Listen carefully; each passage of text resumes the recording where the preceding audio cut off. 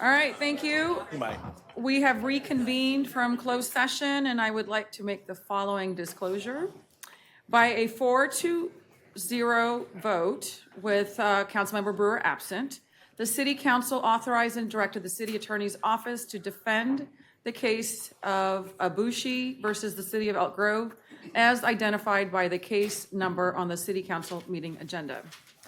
With that, we will adjourn the special meeting at 6 p.m. And at this time, I would like to call to order the Elk Grove City Council regular meeting and the Elk Grove Finance Authority regular meeting concurrent agenda, Wednesday, April the 23rd, 2025. The time is 6 p.m. Clerk. Thank you, Mayor. This meeting of the Elk Grove City Council is recorded with closed captioning. The recording will be cablecast on Metro Cable Channel 14, the local government affairs channel on the Comcast and DirecTV Uverse cable systems. The recording will also be video streamed at metro14live.saccounty.gov. Tonight's meeting replays will be on Friday, April 25th at 1 p.m. and Tuesday, April 29th at 9 a.m. on Metro Channel 14. Once posted, the recordings of this and previous meetings can be viewed on demand at the 3ws.elkgrove.gov or youtube.com/MetroCable14. For members of the participating audience who may have personal electronic devices, please place them on silent mode during the meeting or on mute when you are not speaking. Elk Grove City Council welcomes, appreciates, and encourages participation in the City Council meeting. City Council requests that you limit your presentation to 3 minutes per person so that all present will have time to participate. City Council reserves the right to reasonably limit the total time for public comment on any particular noticed agenda action item as it may deem necessary. Pursuant to Resolution Number 2010-24, no individual speaker concerning public comment may address the City Council for more than 3 minutes. If you wish to address the council during the meeting, please complete a blue speaker card, which can be found at the back of the chamber, and provide it to Deputy City Clerk prior to consideration of the agenda item. With that, Mayor, I'll be moving into the roll call. And to commence the roll call, I will start with Councilmember Spies. Present. I will note that Councilmember Brewer is absent. Councilmember Suen. Here. Vice Mayor Robles. Present. And Mayor Singh Allen. Here. Thank you. Next up is our land acknowledgement, and our Vice Mayor will be assisting with that. Thank you, Mayor. We honor, respect, and acknowledge Elk Grove's first inhabitants, the Plain Miwoks, who lived as sovereign caretakers of this land and these waterways since the time of immemorial. We commemorate and advocate for their descendants, the Wilton Rancheria tribe, the only federally recognized tribe in Sacramento County, who endure because of the bravery, resiliency, and determination of their ancestors, tribal members, and leaders. Thank you. Next up is our Pledge of Allegiance. I would like to invite Chief Davis to help lead us this evening. All right. Hand over heart. Hats off. Pledge. I pledge allegiance to the flag of the United States of America and to the republic for which it stands, one nation, under God, indivisible, with liberty and justice for all. Thank you. At this time, please join us for a brief moment of silence. Thank you. Next item is the approval of the agenda. May I get a motion, please? So moved. Second. All those in favor, please say aye. Aye. Thank you. Next item. Under Section 3, there are no closed session items on the regular agenda, which will take us to Section 4, our presentations and announcements. And I was just going to take a brief moment to see if we had our representatives from Sierra Donor Services in the audience tonight. If you can raise a hand. Excellent. So Okay, it looks we like do everybody have- made it through traffic. So we will be kicking off with item 4.1. Excellent. Which is a proclamation recognizing April as Donate Life Month. All right, at this time, I will go ahead and call forward our representatives of the Sierra Donor Services as I read the proclamation. Good evening. All right, proclamation, Donate Life Month, April 2025. Whereas more than 100,000 Americans and 20,000 Californians are currently on the national transplant waiting list, and roughly 80% are people of color. And whereas another person is added to the waiting list every 8 minutes, and on average, 17 people die each day while waiting for a life-saving organ transplant. And whereas the most effective way to address this health crisis is to educate and encourage citizens to commit to the following actions. Register your decision to be an organ, eye, and tissue donor in the National Donate Life Registry at donatelifecalifornia.org or at your local California DMV. And whereas Sierra Donor Services serves at the center of a dynamic, interconnected system that involves donor families, local hospitals, and transplant centers across Northern California, including the greater Sacramento region, in the delicate and time-sensitive mission of saving lives through transplant. And whereas in 2024, Sierra Donor Services had its second highest record year after almost 4 decades, making 912 organ transplants possible thanks to the selfless generosity of 170 Northern California organ donor heroes, a total of 426 tissue donors, including musculoskeletal and heart valve donors, contributed to saving and improving lives. Sierra Eye Bank provided 1,511 corneas from these donor heroes, restoring sight to many people. Now therefore be it resolved that the City Council of the City of Elk Grove hereby proclaims April 2025 as National Donate Life Month in the City of Elk Grove and encourages all residents to register their decision to be an organ, eye, and tissue donor in the National Donate Life Registry at donatelifecalifornia.org or your local DNB. Signed this 23rd day of April 2025.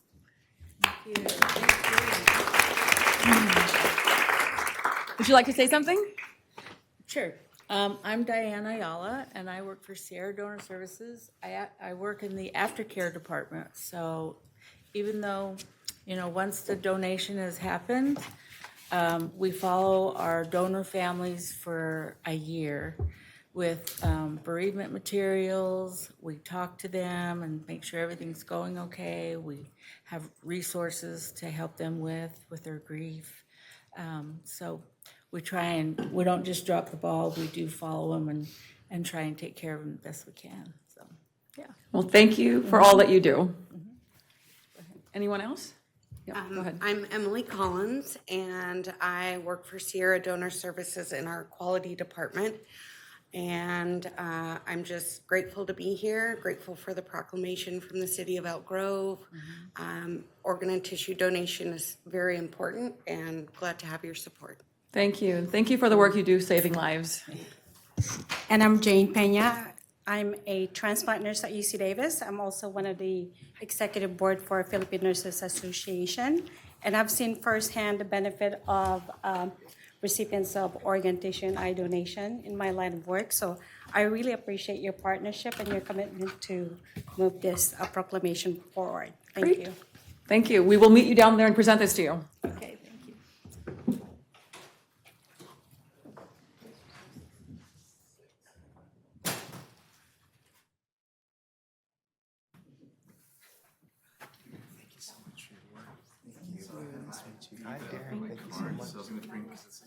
Thank you. How are you? Thank you. Thank you. All right, I'll squeeze in maybe here in the middle. Okay. Congratulations. You want to come here closer to me here, and then we'll, if you want to put your hand on that. Okay. My eyes are pretty beautiful too. Yeah. Sergio's always fishing. All right, everybody, here we go. 1, 2, 3. One more for good measure. 1, 2, 3. Thank you. Thank you. And I don't know if you know Kyla. Yes. Yeah. We're in touch. In traffic. Oh, okay. No worries. Thank you.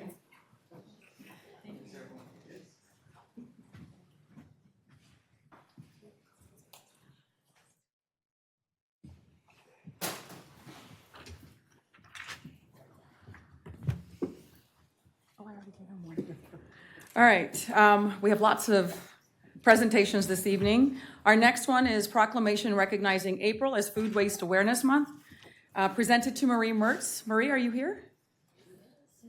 Where is yeah, it? please come on down. Come on up, Marie. And presenting that will be Councilmember Suen. Thank you, Mayor. Oh, it's my honor tonight, Marie, present to a good friend, Marie Mertz, Toto and Poco. Not only do you provide delicious food to all our residents, but you also are very engaged about food waste and awareness. So, and thank you for bringing this to our attention this year. So this proclamation is for Food Waste Awareness Month, whereas wasted food is a significant environmental and public health issue on the local, state, and national levels, with an estimated 30 to 40% of the total national food supply thrown away in the landfill. And whereas there's an opportunity to recover and redirect edible food to nourish our Elk Grove community members who are experiencing food insecurity, with an estimated 22% of all California households and 27% of households with children, according to the California Association of Food Banks. And whereas there is an opportunity to divert inedible food and food waste through mandated organics collections programs to reduce methane emissions in landfills and utilize organic material to produce recycled organic waste products, including compost, mulch, renewable energy, and electricity from biomass conversion.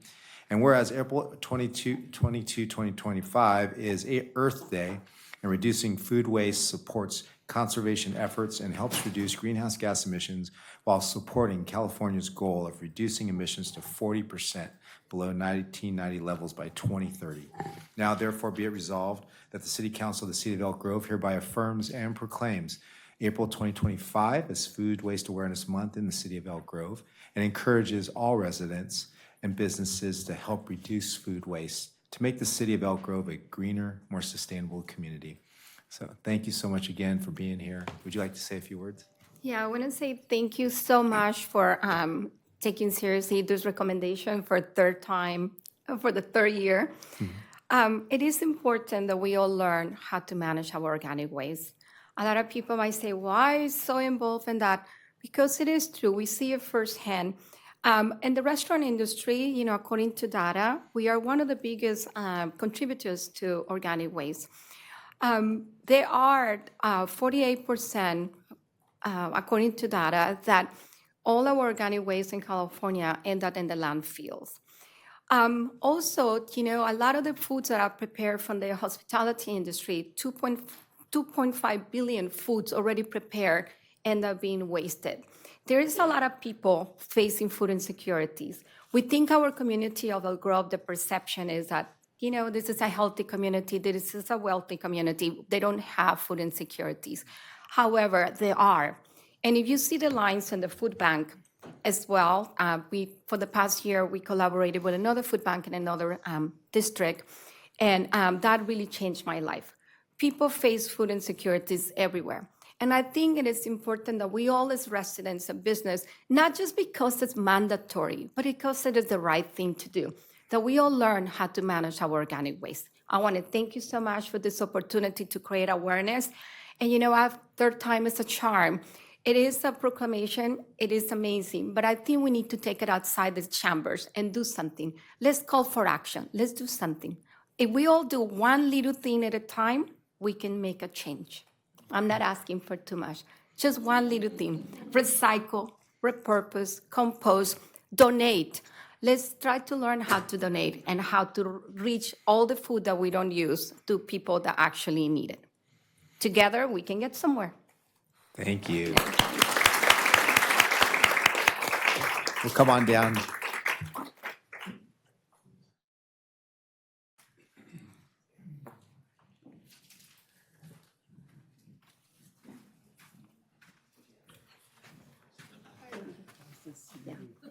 That was amazing. You speak with the heart. Yes, yes. She's also Businesswoman of the Year last year, restaurant, so. There we go. Ready? 1, 2, 3. One more. 1, 2, 3. Thank you. Thank you very much. Thank you. Thank you. We'll see you soon. I'm hungry. Thank you.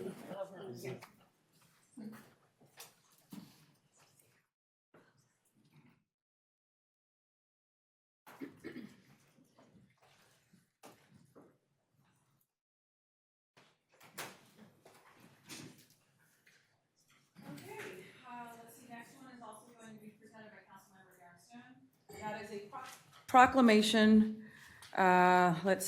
recognizing April as Fair Housing Month. Councilmember Suen. Thank you, Mayor. Is representatives from Project Sentinel here?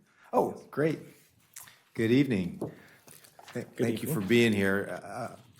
I think everybody's familiar with the housing crisis, and it's even more important to make sure that everybody has the right to fair housing. Whereas adequate housing is a basic need and the right of all people, and whereas this year we celebrate the 57th anniversary of the enactment of the Federal Fair Housing Act of 1968, which states that discrimination in the sale and rental of housing is illegal when based on race, color, religion, sex, or national origin. And whereas the Fair Housing Amendments Act of 1988 extends fair housing rights on the basis of familial status to families with children and on the basis of handicapped or disabled persons. And whereas California statutes additionally protect citizens on the basis of age, marital status, sexual orientation, gender identity, and source of income. And California celebrates the 65th anniversary of the Fair Employment and Housing Act.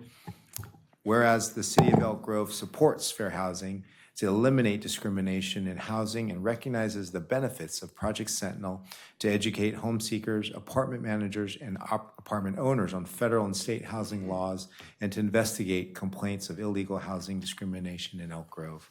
Now therefore be it resolved that the City Council of the City of Elk Grove hereby proclaims the month of April 2025 as Fair Housing Month, and do encourage all residents and community organizations to celebrate the value of harmonious and diverse communities of neighbors and to support the goal of equal housing and opportunities of all people. Thank you very much for being here. Thank you. And I know I brought up a folder, so yes. But first, I'd like to thank you, the mayor and the city council, for recognizing April as Fair Housing Month. I know the city have a lot of priorities given the agenda and a lot of the things we recognize for this month. But I know this recognition means a great deal for me because I'm actually immigrated here when I first came to the United States with my family. And my dad actually owns a business here. And my mom calls this place home. So this is the only place she knows in the whole US by heart. And so this is where kind of my mom learns what it means. Me and my dad knows what home really means. So housing is not about just four walls. It is safety, it is about dignity. And it's about having a foundation that you can count on to grow, to heal, and to plan whatever comes next. Without that, so much else becomes harder: education, health, opportunities, even hope. And the truth is, fair housing isn't guaranteed for everyone. Across the country, even here, barriers still exist. Discrimination doesn't always announce itself, but its impacts runs deep. It can displace family, push people into unsafe situations, and deepens inequality in ways that last for generations. And that's why this proclamation matters. It affirms something simple: who you are, your race, your background, your income, or your disability should never determine whether you have a place to call home in the city. So I would like to thank you, the city, for the cooperation that the city had provided throughout the year and look forward for the future to come. So thank you. Thank you for your work.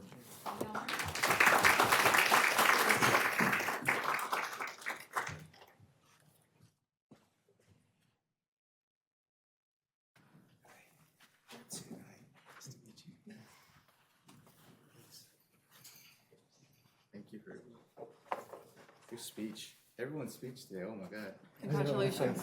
Thank you. All right.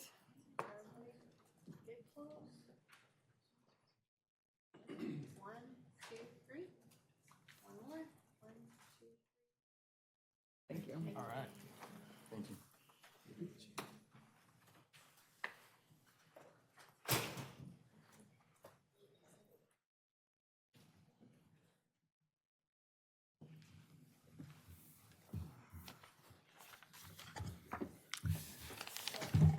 All right, next up is our proclamation recognizing April 25th, 2025 as Arbor Day. Representatives of the Tree Foundation, are you here? Excellent. Please come forward. And presenting will be our Vice Mayor.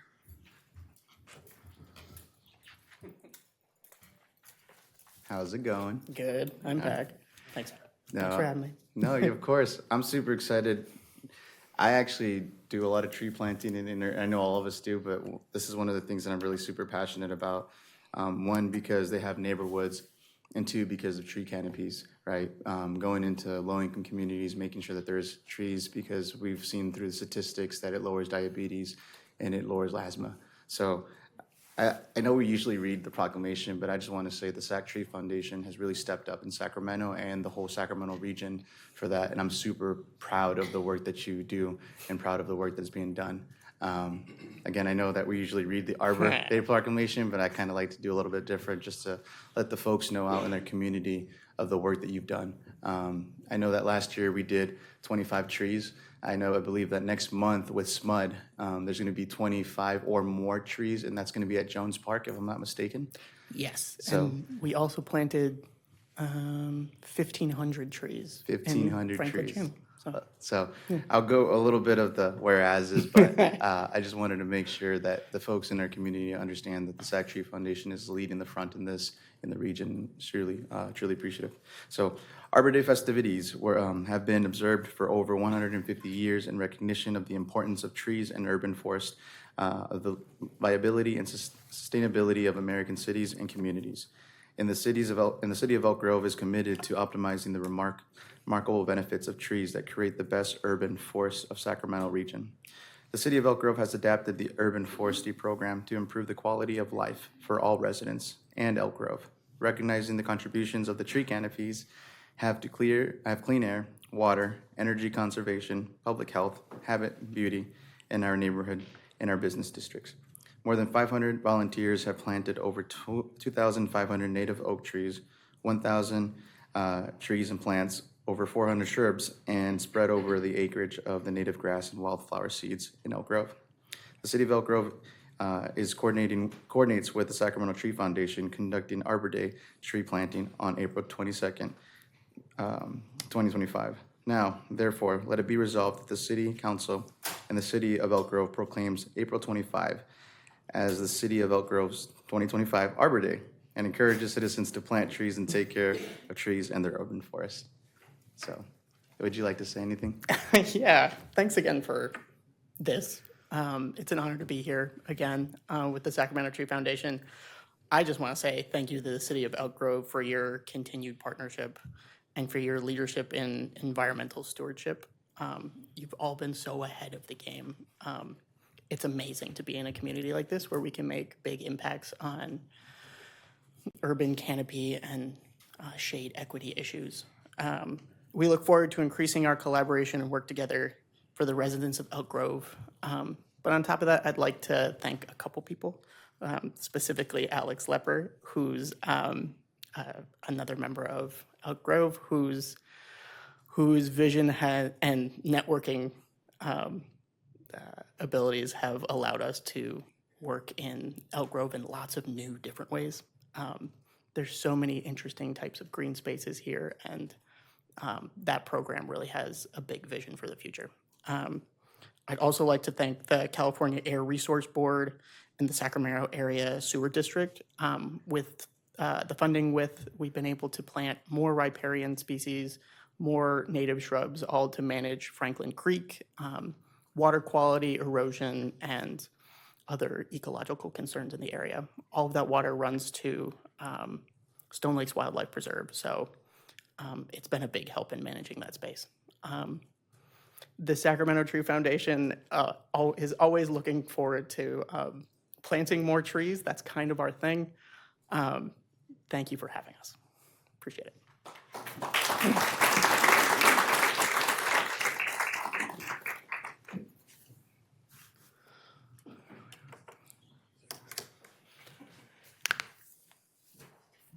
So we're gonna plant more trees, right? You're all welcome to plant trees. Thanks again. It's always good to see you. Thank you for being here. It's good to see you.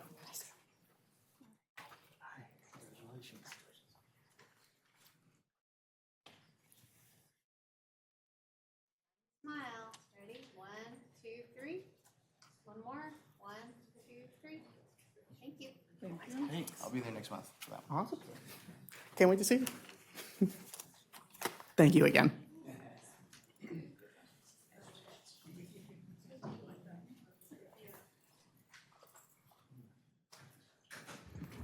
Okay, continuing on our presentations here. Next up is 4.5, which is a proclamation recognizing May 4th through the 10th, 2025, as Capital Region Small Business Week. And presenting that will be Councilmember Kevin Spees, and it will be presented to Sophia Kanan. Are you here? How do you say your last name? Kanan, with the Women's Business Center. Councilmember Spees. Awesome. Well, thank you for being here this evening. So I'll read off this proclamation here for the Capital Region Small Business Week, May 4 through 10, 2025.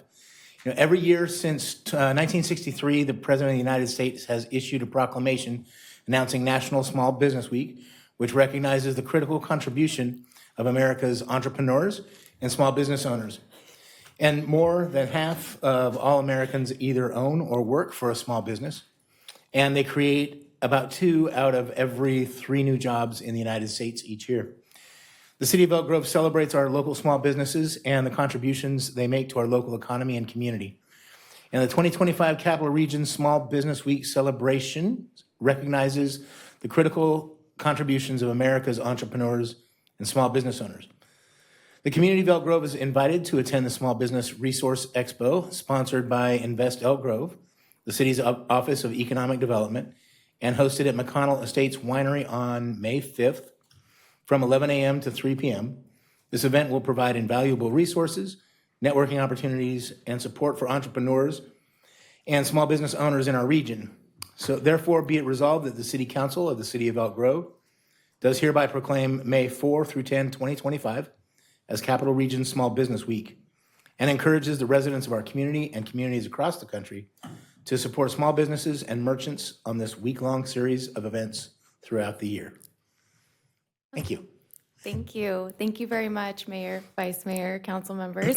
Again, my name is Sophia Kananen. I am the director for the Women's Business Center at California Capital in Sacramento. And so I serve Sacramento and 7 counties surrounding. So I've had the pleasure of working with many entrepreneurs that are here, right here in Elk Grove. And so Capital Region Small Business Week was meant to not just highlight entrepreneurship and small businesses, but to celebrate and to honor the work that they've done for the economy. And so thank you so much for your support for Small Business Week. I also am sharing this moment here with Heather Lutzy. And so I just want to give her a moment to say a couple of words as well. Thank you, Sophia. My name's Heather Lutzy. I am the director for the U.S. Small Business Administration, Sacramento District Office, and have the honor of working with Sophia through the last 10 years of Capital Region Small Business Week, which is a part of National Small Business Week. So it's recognized across the country. We're thrilled this year that we get to kick off the event in Elk Grove with the Business Expo to further support small businesses. So we really hope that you'll come out and join us. It's going to be a great time. If you're unable to make that, or if you do want to make that, come out to the other events as well, because there's 11 across the Capital Region. So thank you so much. CapitalRegionSmallBusinessWeek.org if you want to check out the events. Thank you so much. We're going to present that to you.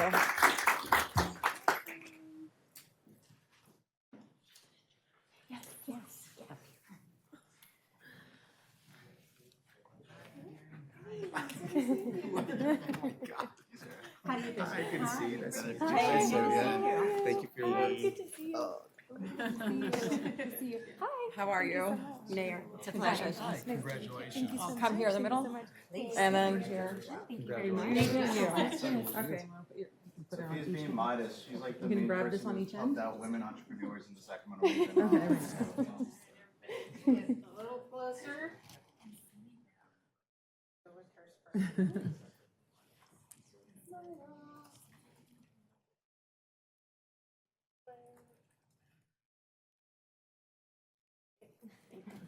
Just a couple more from 1, 2, 3.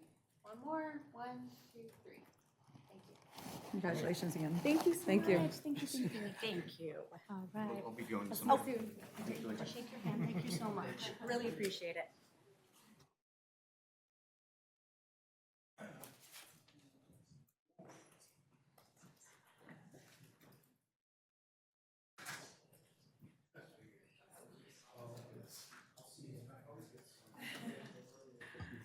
All right, let's see. Next up is a proclamation recognizing May 4th through the 10th, 2025, as the U.S. Travel Association's Travel and Tourism Week. At this time, I'd like to call up Aaron Val with Visit Elk Grove, and presenting is Councilmember Brewer. Thank you, Mayor. And hi, Aaron. How are you today? Pretty good. Pretty good. It's a beautiful day, not too warm. Getting ready for softball in a little bit, so It's a nice great. little peak period coming into the spring as we start to kick things off. And I wanted to present you with this proclamation for U.S. Travel Association's Travel and Tourism Week that runs from May 4th through May 10th. This is right around the corner, which is actually a good thing. But I'll definitely read the proclamation to you right now. Whereas the travel tourism industry is a vital economic driver supporting millions of jobs across the United States and generating billions in revenue for local, state, and national economies. And whereas the National Travel and Tourism Week, observed from May 4th through May 10th, 2025, celebrates the power of travel and its essential role in fostering economic growth, job creation, cultural exchange, and community development. And whereas the theme for National Travel and Tourism Week 2025 highlights the industry's role in strengthening the communities by attracting visitors, supporting local businesses, and enhancing the quality of life for residents. And whereas travel and tourism in Elk Grove contribute significantly to the region's economic prosperity, providing employment opportunities, driving investment, and showcasing our unique cultural and natural attractions. And whereas Elk Grove recognizes the importance of tourism marketing efforts in promoting our destination to visitors from across the nation and around the world, ensuring continued economic benefits and community enrichment. And whereas we honor the dedicated professionals in the travel and hospitality industry who work tirelessly to provide exceptional experiences for visitors, contributing to the vibrancy and success of our destination. So now therefore be it resolved that the City Council of the City of Elk Grove does hereby proclaim May 4th through 10th, 2025 as National Travel and Tourism Week in Elk Grove, and encourage all residents and businesses and organizations to recognize and support the contributions of the meetings industry in shaping our community and economy. Signed on this day on May 23rd, or April 23rd, already jumping ahead. It's never a good thing. The City Council and our mayor. So congratulations, Aaron, and I'll turn the floor over to you. Thank you. Thank you, Madam Mayor, council members, staff, and Invest Elk Grove, who's really been here to support Visit Elk Grove and our team and all of our efforts since 2015. The organization's been a long ways coming, but the travel industry has always been here, been very strong, and there's so many great potential and opportunities that we're seeing in Elk Grove through growth, visitation, and numbers. Last fiscal year, we reported $90 million in visitor spending just in Elk Grove through TransUnion data, so that's a big number. And in Sac County, Visit California stated there was $4.4 billion in the county in 2023. The numbers continue to grow. Tourism and travel always supports jobs, supports growth, generates tax dollars, and keeps small businesses moving forward.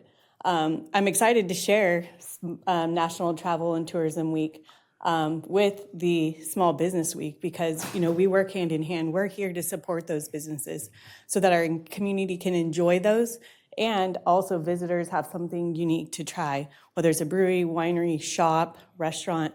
So how exciting that we get to celebrate at the same time.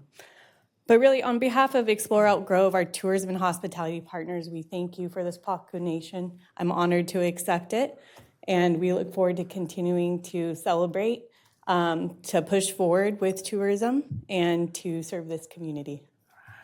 All right.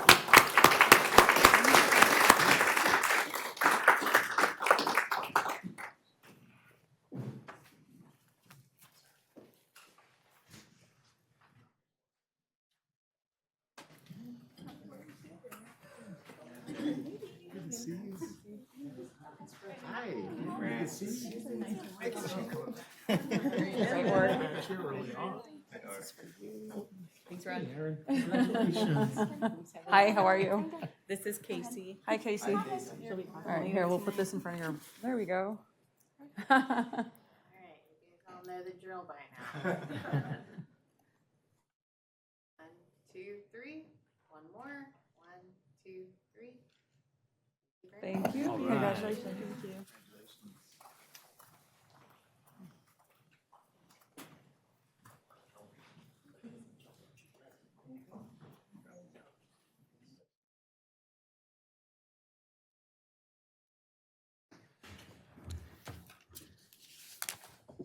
All right, that concludes those presentations. Now we're going to go to the Trails Committee, item 4.7, the annual report, the presentation by the Trails Committee.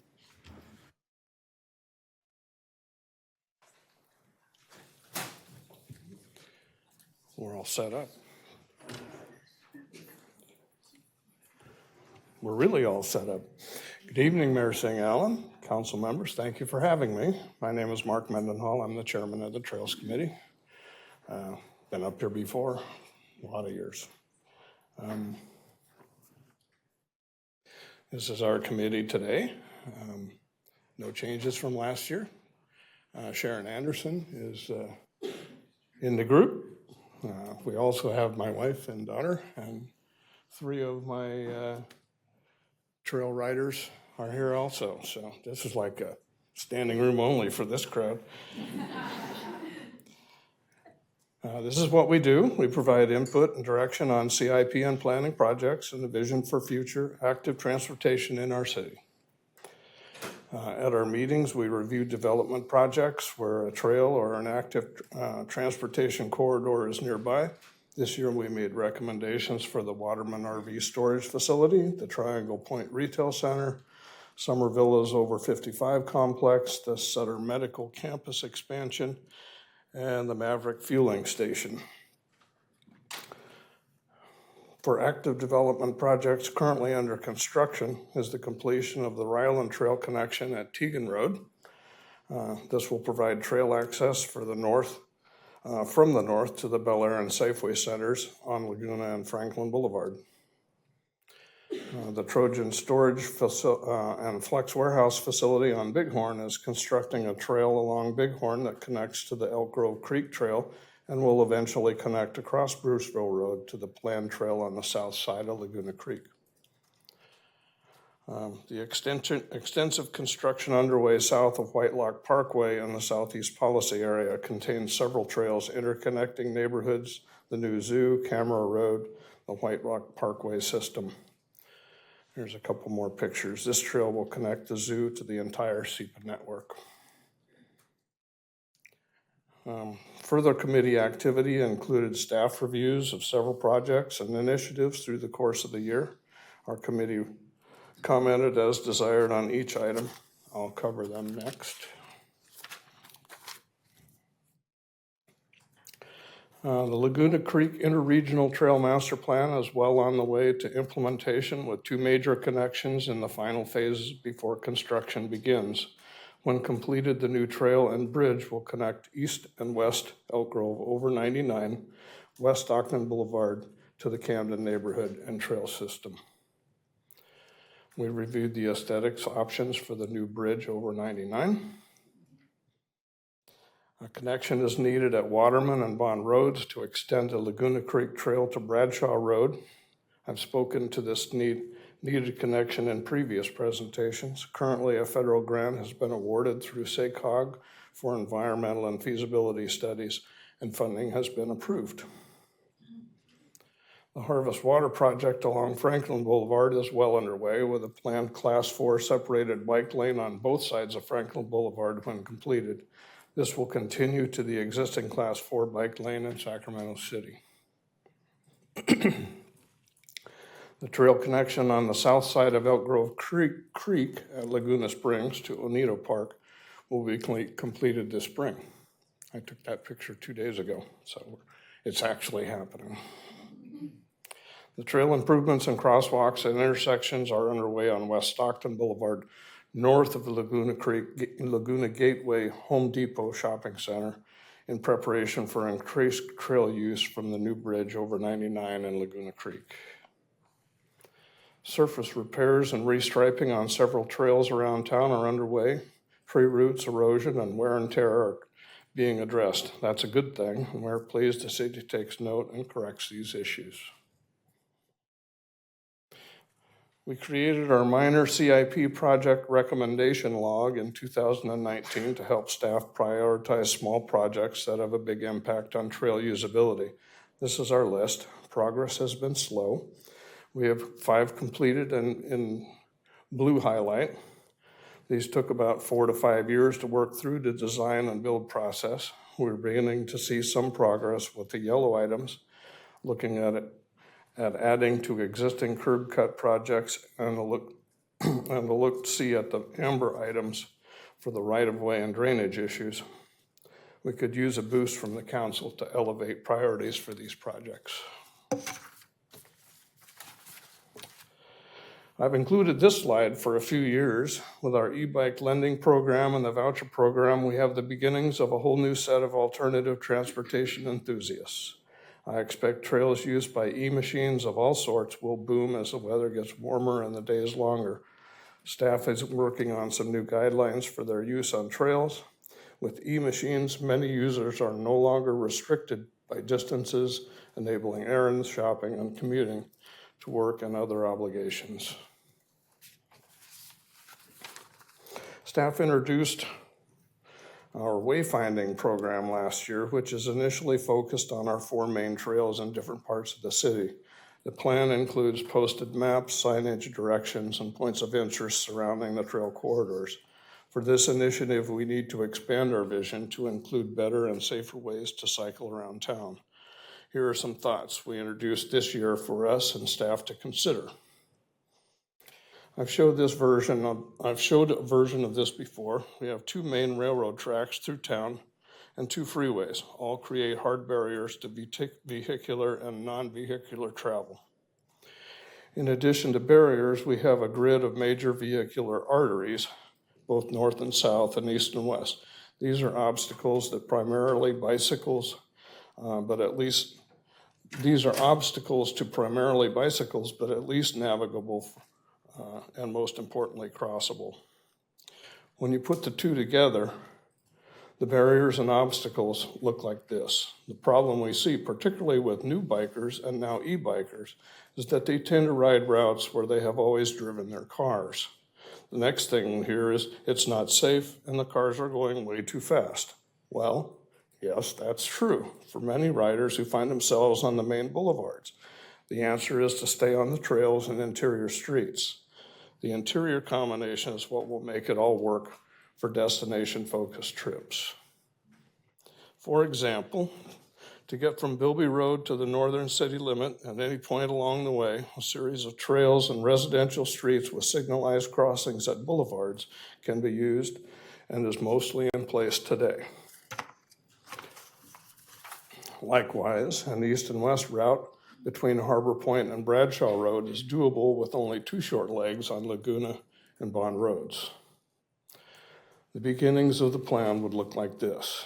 From a visionary perspective, we need to work in this direction. Much of our city is built out. We have trails, yes, but longer connectivity must be accomplished using calmer streets. The wayfinding program should be expanded to include this concept. How to convey this to our users in the city is the next challenge. Our committee is ready to dig into this project with your support. So, the last several years, I have led city staff and interested community members on bike rides to various parts of the city to showcase our many trails, parks, and community assets. Last year, we took a ride down south to the new zoo property and explored the rapid growth underway on the Southeast Policy area. This year, I plan to stretch out the mileage a bit. We have e-bikes now. And take staff on a genuine interior streets and trails route all the way to Bradshaw and Grant Line roads, using part of the Southeast Connector Trail so we can all see how this connective concept can work. I hope some of you can join us, and everybody over here and over here. The anti-trash volunteer team continues to keep our trails and creeks roadways clean, twice monthly now on Saturdays. The committee member and Vice Chair Sharon Anderson continues to organize this effort. We thank all the participants for their tireless work and dedication to keeping our city the best it can be. Selfie queen.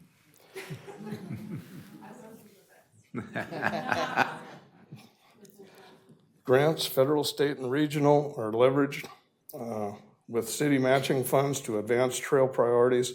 We now have a senior transportation manager to further our cause. Kaylee's doing a great job for city. Thank you for having her join our team. Stuff for us all to work on: safer bikeways and intersections, keeping our trails and open spaces safe for our residents, and getting it right the first time. I'm proud to live in and be a part of the city that cares about our residents and our facilities. Keeping our trails clean and inviting is a priority in Elk Grove. This is the Ryland Trail near the crossing of Bighorn. Thank you. Questions and comments? All right, well, thank you for that excellent presentation. Any questions? I'll look to the left here. Questions, comments? Thank you, Mayor. Yeah, no questions, but comment. Mark, thank you very much. Love the presentation. It's great to see how things are coming along. And, you know, you and Sharon, you guys have all been part of this for so long. It's your input is you see the results. Your input has been very important for the city and the trails network that we're slowly developing. I know it's not nearly fast enough. It seems like it takes forever. It does take forever, but you could testify firsthand about capital improvement projects, how long they take. So anyway, I just want to give you kudos and appreciate all your continued engagement. Thank you. Thank you for the presentation, and I think we're gonna grab an e-bike and go with you on this one. All Yeah, right. check it out. And I think we can rent one at the It'll library. be, it'll be an adventure. Yeah, So it's got to be an e-bike. it's got to be an e-bike. Councilmember Brewer, any questions, comments? I just want to thank you for the presentation. And just looking at the network that we have throughout the city, and there's a lot of area that you and Sharon and the commission have addressed. But are you identifying and seeing other areas of priority or of need that needs to be like addressed or at least placed into the network, or have we already covered every base? No, Because there's new spaces that are starting to grow in the city as well. We've been at this a while, so, you know, I think we've got our maps in place. We know what we need to do. A lot of cases it's funding, other cases it's just plain old willpower. You know, but generally speaking, our next challenge, in my opinion, not necessarily committees, is going to be communicating what we have so that people can use more of it. I mean, let's face it, you know, bike trips are, you know, less than 5% of the trips in the city, and I don't know if that will ever change, but, you know, people like to drive cars, and, you know, we need to make biking as accessible and, you know, as we possibly can, and make people feel safe doing it. So it's communication. There are safe ways to get around town. I do it all the time. I take my group every time we go, and we ride all over town, and never have an issue per se. So it's a good thing. But communication's probably going to be the next milestone to get over. Councilmember Spies, any comments? Yeah, just a few quick ones. So I think I came on Planning Commission maybe 2014, 2015. But I'd been showing up for, you know, a couple of years beforehand to listen to city council. And I remember one of my earliest memories of being here, whatever, was that, you know, again, probably, I think it was about 2010, 2011, you know, the committee had some very strong, pointed conversations with city council back then, right? Remember? We've refined ourselves a little, yes. And there's nothing wrong with that, right? Because I think what you were doing was pushing for more excellence for our trail system. And I think we're seeing that. And so I want to thank you. I want to thank Sharon, certainly Mark Doty as well, and others. I know there were many others along the way. But the dogged pursuit of better trails and connections I think we're really starting to see it, right? More work to be done, of course. Sure. But I really wanted to thank the committee for that. And of course, the anti-trash group helps not so much just with the streets, the streets that we all see, but if you ever have had an opportunity to get on a bike and, take some of our trails and look around, we have actually some very beautiful trails. And so thanks to the anti-trash group for being out there to get those cleaned up. It truly is. Please take the time, if you can, go for a walk or take a little bike ride and just check out some of the trails, and you'll see some of the beauty that really exists in Elk Grove. So thank you for being part of that. Thank you. Thank you. Thank you to my council colleagues. Thank you, Mark, and the entire committee for your passion and commitment for our trails. I'm an avid user. I live in Stone Lake, and I've got a beautiful trail right behind my house and use that all the time. And just that connectedness back to nature, it's quite wonderful. Thank you for your tenacity and raising the bar for all of us. So thank you. Continued success. All right. Thank you. Thank you.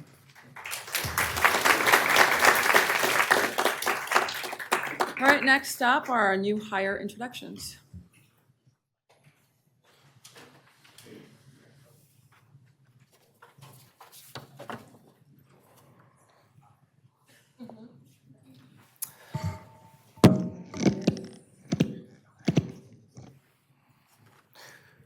Mayor, Vice Mayor, and City Council. I'm Bobby Davis with the Elk Grove Police Department, and I am here to introduce our new hire employees for this first quarter of 2025. I'm going to just read the names of those who have not come in, and then I will read a short bio on those who have made it.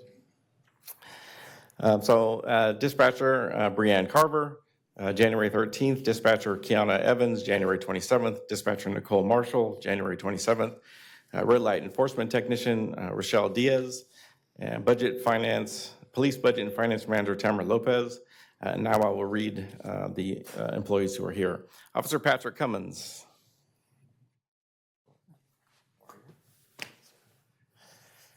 Patrick was born and raised in San Jose. He earned a bachelor's degree in criminal justice from Sacramento State. Prior to joining the Elk Grove Police Department, Patrick worked for 12 years as a police officer for San Francisco PD and Folsom PD.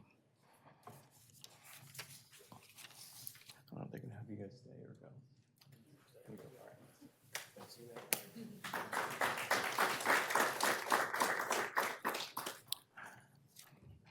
Obeda Abdallah. Victim witness advocate Obeda Abdallah, March 10th. Obeda was born and raised in the Bay Area and relocated to Stockton after graduating high school.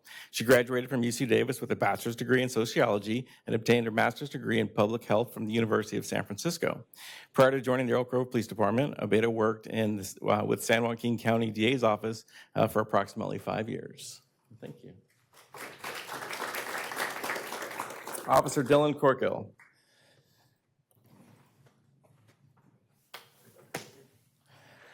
February 9th. Dylan was born and raised in Citrus Heights and graduated from Del Oro High School. My son graduated from Del Oro. He joined the Elk Grove Police Department as a recruit on July 15th in 2024, and Dylan graduated from the Sacramento County Sheriff's Academy on February 24th. He is currently in field training in Phase 2 and moving along well. Congratulations. Officer Christopher Falcone advanced on February 25th.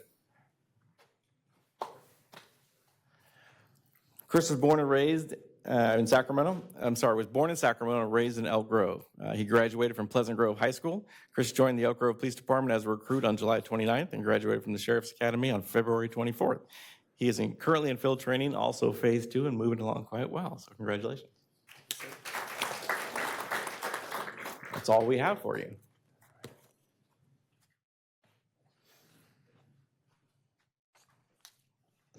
Honorable Mayor and City Council, I'm standing up here in my capacity as the Interim Finance Director. I'm here to introduce our new purchasing coordinator, Patty Sanford. Patty comes to us with 20 years of experience. She has a degree in organizational behavior, and she comes to us from the GSA, the U.S. Government Services Agency. We're excited that she is bringing her expertise to support our departments in procuring goods and services needed to continue providing excellent services to our community while ensuring that we're being good stewards of the public's resources. Thanks, Patty.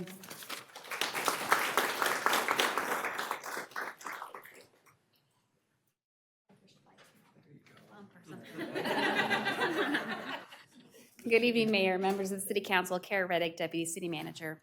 I'm really excited to introduce Jeff Scanlon, the city's new Community Center Manager. You met Jeff about a month ago with his first council presentation, but Jeff joined us from the city of Rockland, where he worked there for over a decade in the Parks and Recreation Department. So he holds a bachelor's degree in business administration from Sacramento State and brings a strong expertise in financial and budget management. So outside of work, he loves to golf and spend time with his wife and 4 children. So welcome, Jeff.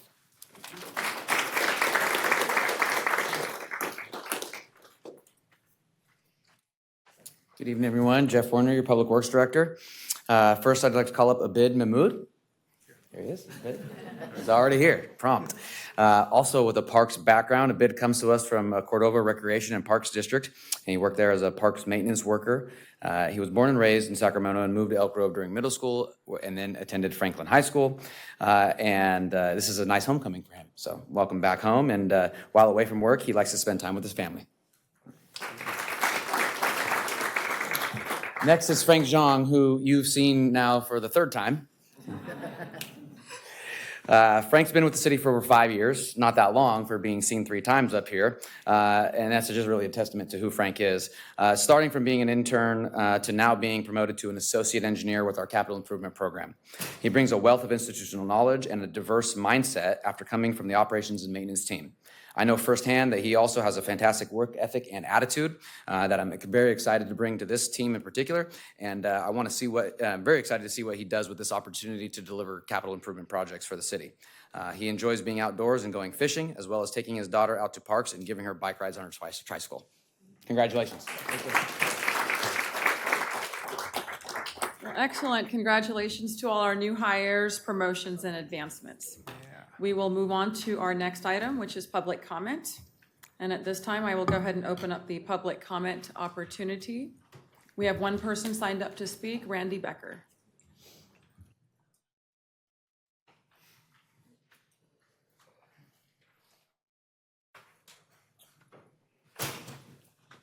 Mayor, council, vice mayor, staff. I come before you as a community member of a situation that's been going on in the Old Town area for a little while. Evidently, we've had some youth that decided that they would take their bicycles and use them and take over some of the streets, especially our busy streets, wheelies, riding against traffic. Some of this has been on social media, but Saturday I was out to breakfast and was approached by a friend of mine's daughter who's a CHP officer that lives locally here, and she told me about her experience when she was off duty. Just so happened a couple days after that, there was a post on Nextdoor that's blown up this week. A couple days after that, I ran into Sergeant Glazier, and him and I had a long conversation. He had heard a little bit, but after I sent him the Nextdoor post, I think it escalated the situation. I was just made aware that a few of the individuals were stopped this evening or late this afternoon and talked to or warned or was cited, whichever they got. The reason I'm here before you and not so much just talking with the chief or the assistant chief is because I think it's important that everybody gets involved. You folks talk to the school board, you talk to CSD, you have your 2x2s. I think it's important to have these conversations, get our youths off the street, get them to the bicycle park. We do a monthly, I think we do a monthly thing to the citizens. There should be something in that of what responsibilities, what fines are. These are nice bikes. They're not electric bikes, but they're nice bikes. And some of these kids' families may not know what exactly is going on. And we just went through a very serious situation with what they've been doing. So I just wanted to make you five aware what's going on. And I would hope that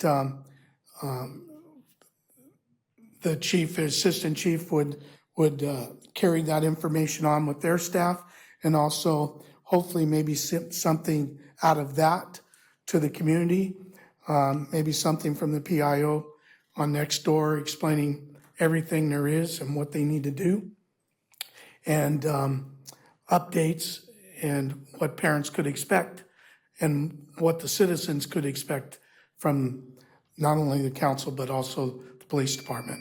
Thank you very much. Thank you, sir.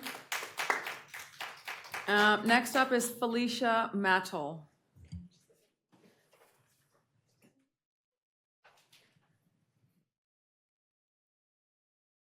Hi there. So I became aware of this meeting through actually Randy's post on Nextdoor. I don't know who he is, but we encountered this problem a year ago with these juveniles on bike.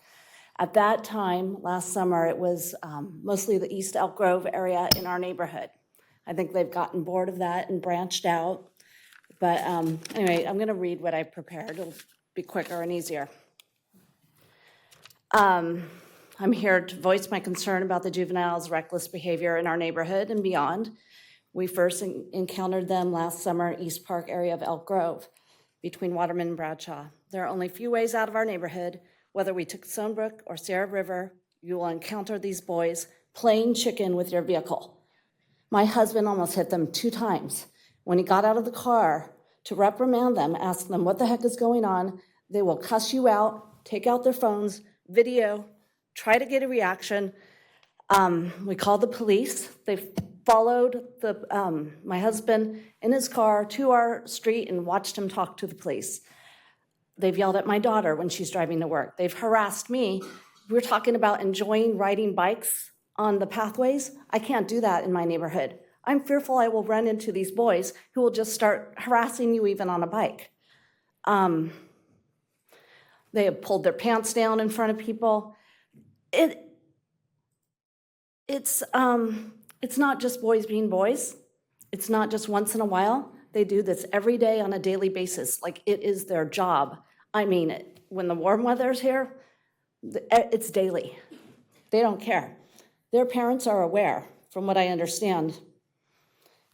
Their behavior is escalating, from what I understand. They are throwing fruit at cars. They are slapping cars. They are kicking cars. People were in the restaurants this Easter, sitting outside dining, watching them play chicken up and down Elk Grove Boulevard.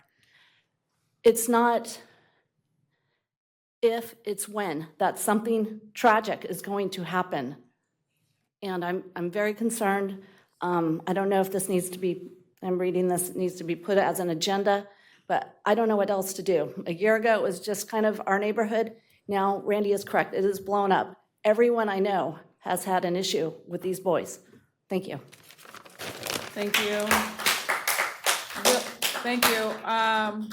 We'll look into this issue. It's not on the agenda, but we'll look into it. Thank you. Madam Mayor, real quick, I can speak a little bit to it. We have had a couple of complaints. We have started to do enforcement in this area.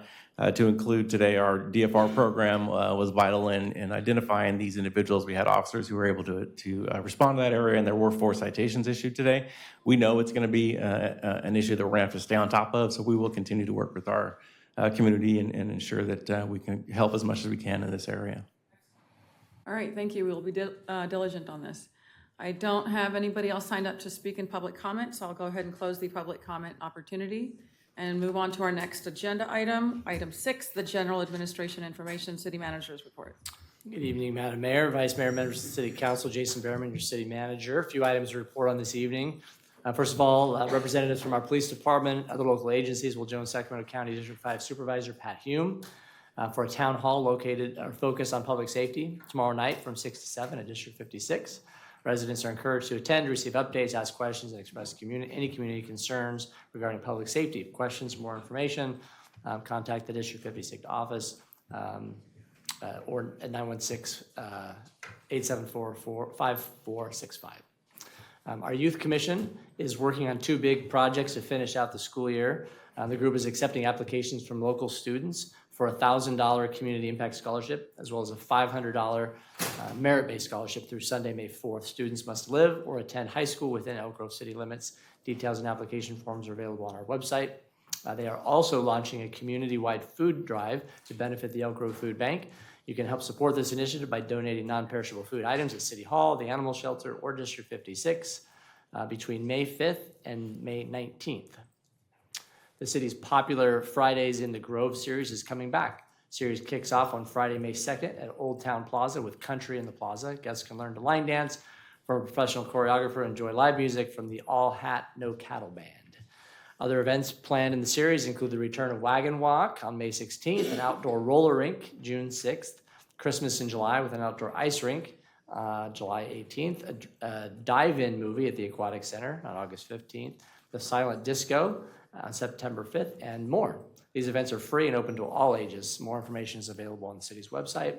And finally, the Economic Development Team, in collaboration with the Small Business Administration and Startup SAC, is hosting a Small Business Resource Expo to kick off Capital Region Small Business Week on Monday, May 5th from 11 to 3 at McConnell Estates Winery.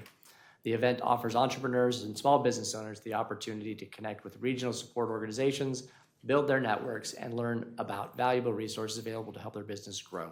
To receive the registration link, email econdev@elkgrovecity.org. And that concludes my report. I'm happy to answer any questions the council might have. Thank you for your report. Any questions or comments? Seeing none, we'll move on to our next item. Thank you. Next is our consent calendar items. At this time, I'll open up public comment opportunity for consent items. I don't have anyone sign up to speak. I'll close the public comment opportunity and look for a motion to approve the consent calendar. So moved. Second. All those in favor, please say aye. Aye. Thank you. Next item.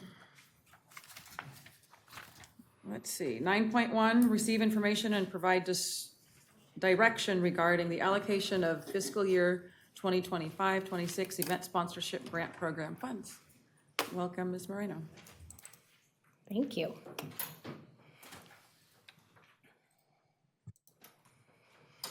Mayor, Vice Mayor, council members, I'm Jody Moreno, the Community Events Program Manager for the City of Elk Grove, and I'm here today to share with you the recommended funding allocations for the FY 25-26 Event Sponsorship Grant Program.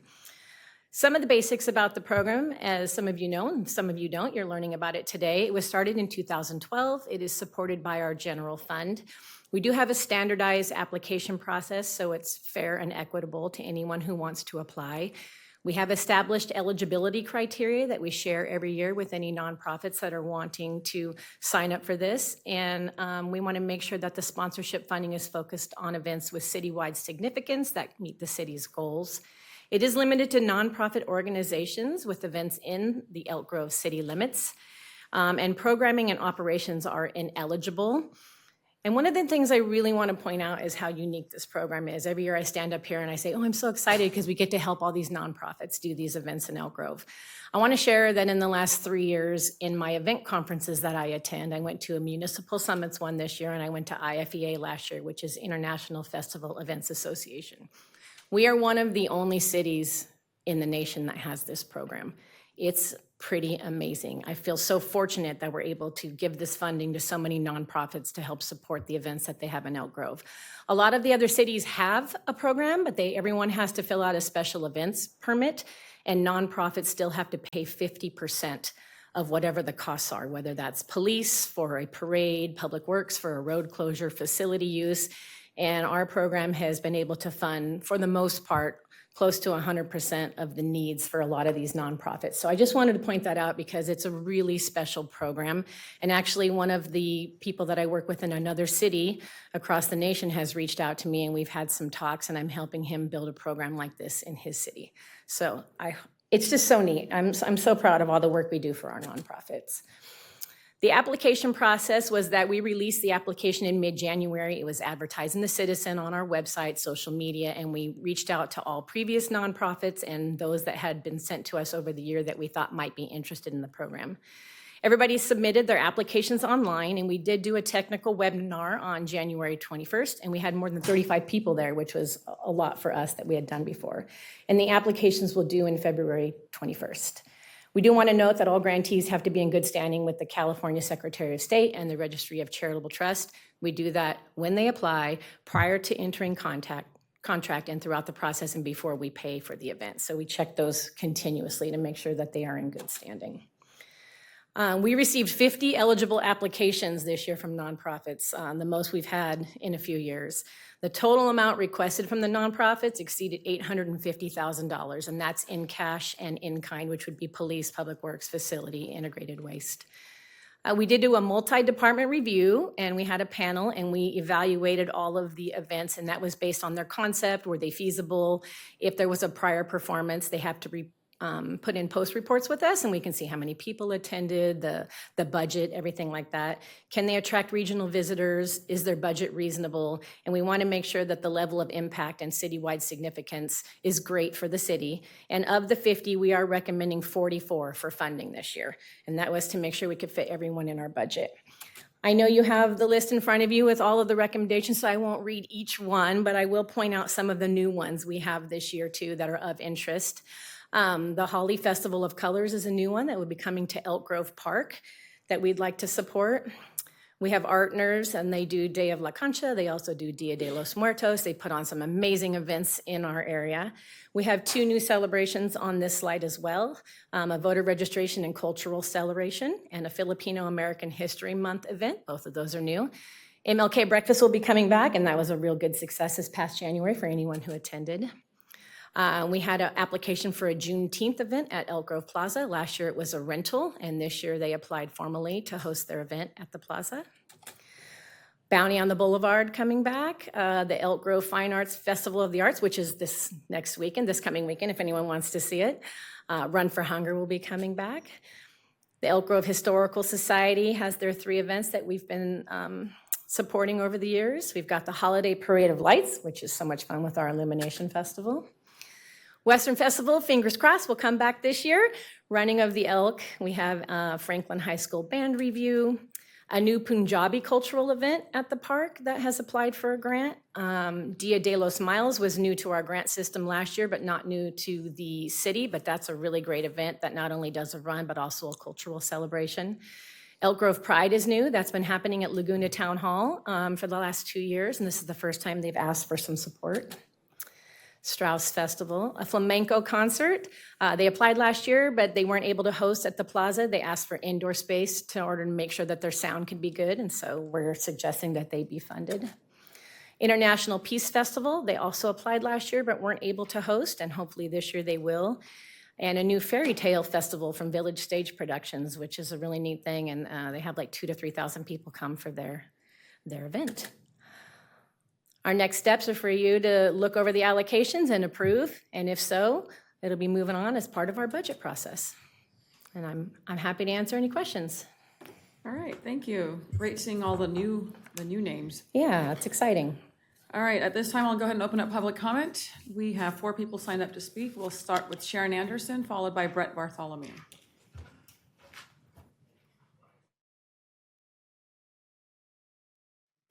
Hello, Madam Mayor and council members. Sharon Anderson.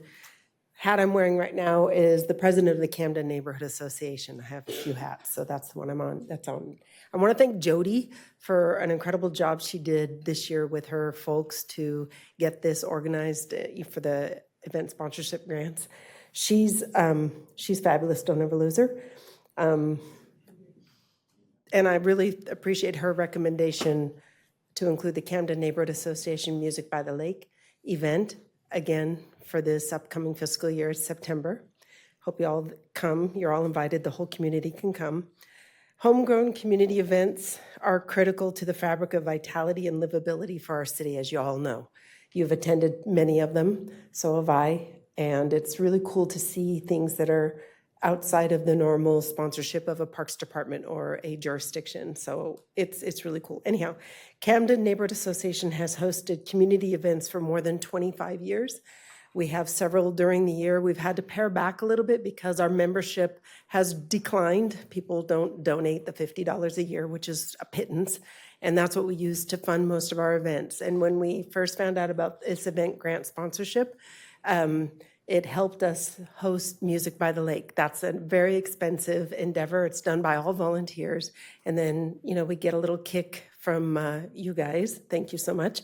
And also in kind from our chief and his staff. We get a couple of officers that get to hang out and patrol, hoping it's Bobby this year, but whatever.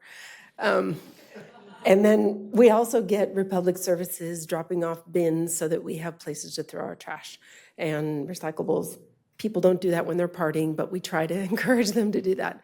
So this grant, it's a little bump from last year, has really helped us keep up. So that's all, and I hope you guys approve what Jody's put forward. Thank you. Thank you. Next up is Brett Bartholomew, followed by Alma Lopez.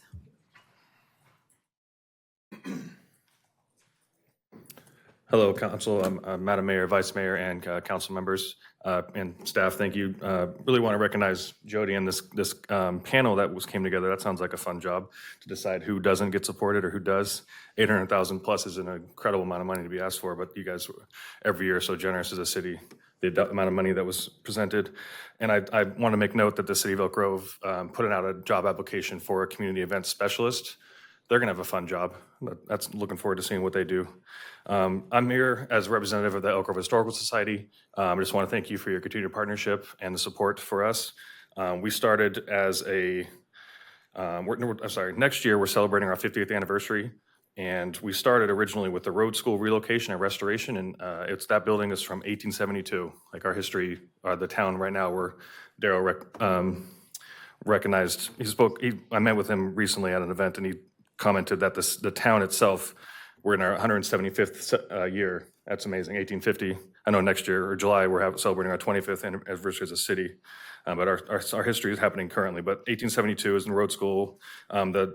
We originally relocated this Road School to Elk Grove Park as part of the bicentennial celebration in 1976. And currently at Heritage Park, we have the Elk Grove House and Stage Stop, which is from 1850. We have a blacksmith shop, which displays a lot of the local brands. We have the San Joaquin County Township Jailhouse from 1912. Chief Davis, I'd love to have you come there, do a little photo shoot. It'd be nice. We also have the Folks House, which is the oldest residence in town from 1853. That was recently renovated by the Chamber of Commerce leadership team. And just specifically the three events you guys are supporting, every dollar counts. We didn't ask for big dollars for those things, but that 1,000, 2,000 and the in-kind and funding for the Raise the Barn using the space at District 56 is really appreciated. Our spring tea, we have 200 attendees. Tickets are still available.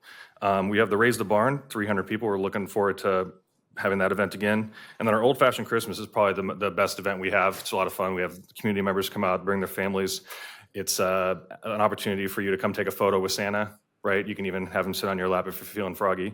We had 300 attendees in one day, our most ever. This last year, we had 1,600 total. But that's, you got to get a little color. How many speakers do you have? They want to, okay. And then, so the Old Fashioned Christmas is every Friday, Saturday, Sunday in December before Christmas. So we have 3 weekends this year. Looking forward to having those 3 events. And thank you again, Council, for your support. Thank you. Next up is Alma Lopez, followed by Kim Perino.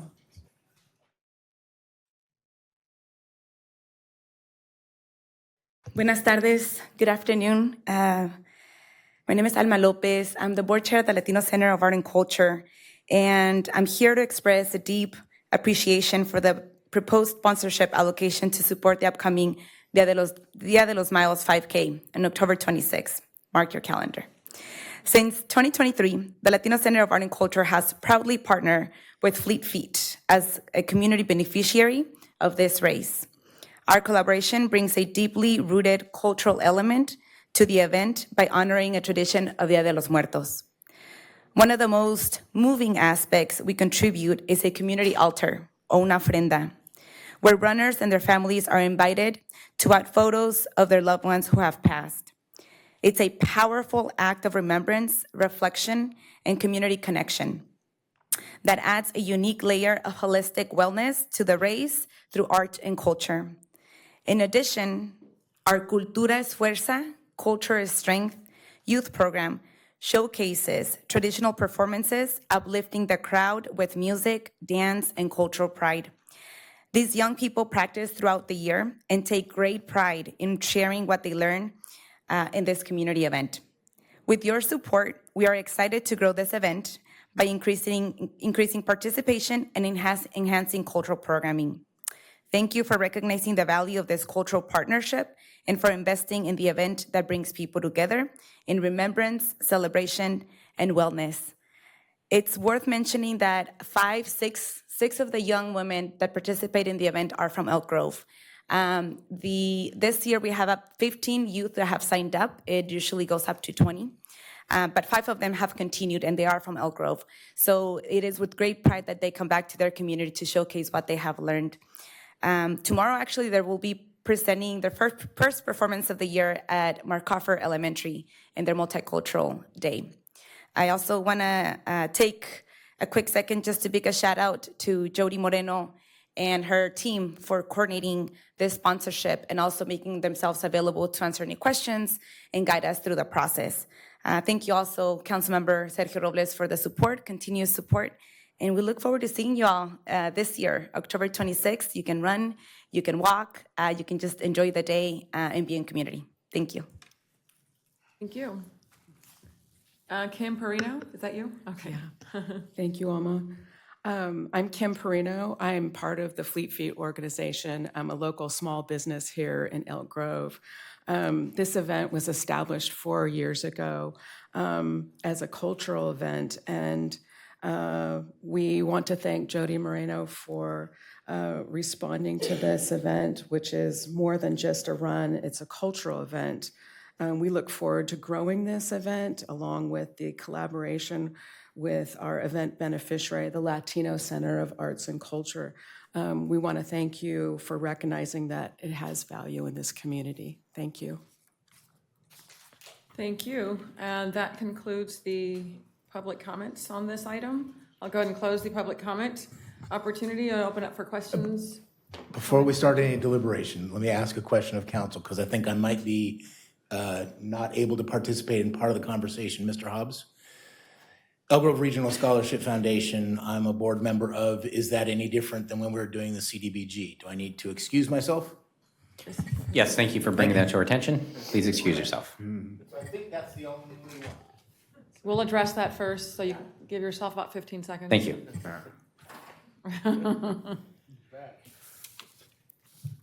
There you go. Move to support the Elk Grove Community Foundation Bounty on the Boulevard. Second. Okay, so this is not, we're just providing overall Sorry, direction. got it. So Okay. we will be supportive. We'll support that one. We're supporting it. All right. Maybe he'll be back in 5 seconds. Come on back. 15 seconds, that was Oh, pretty then the door finally shuts. good.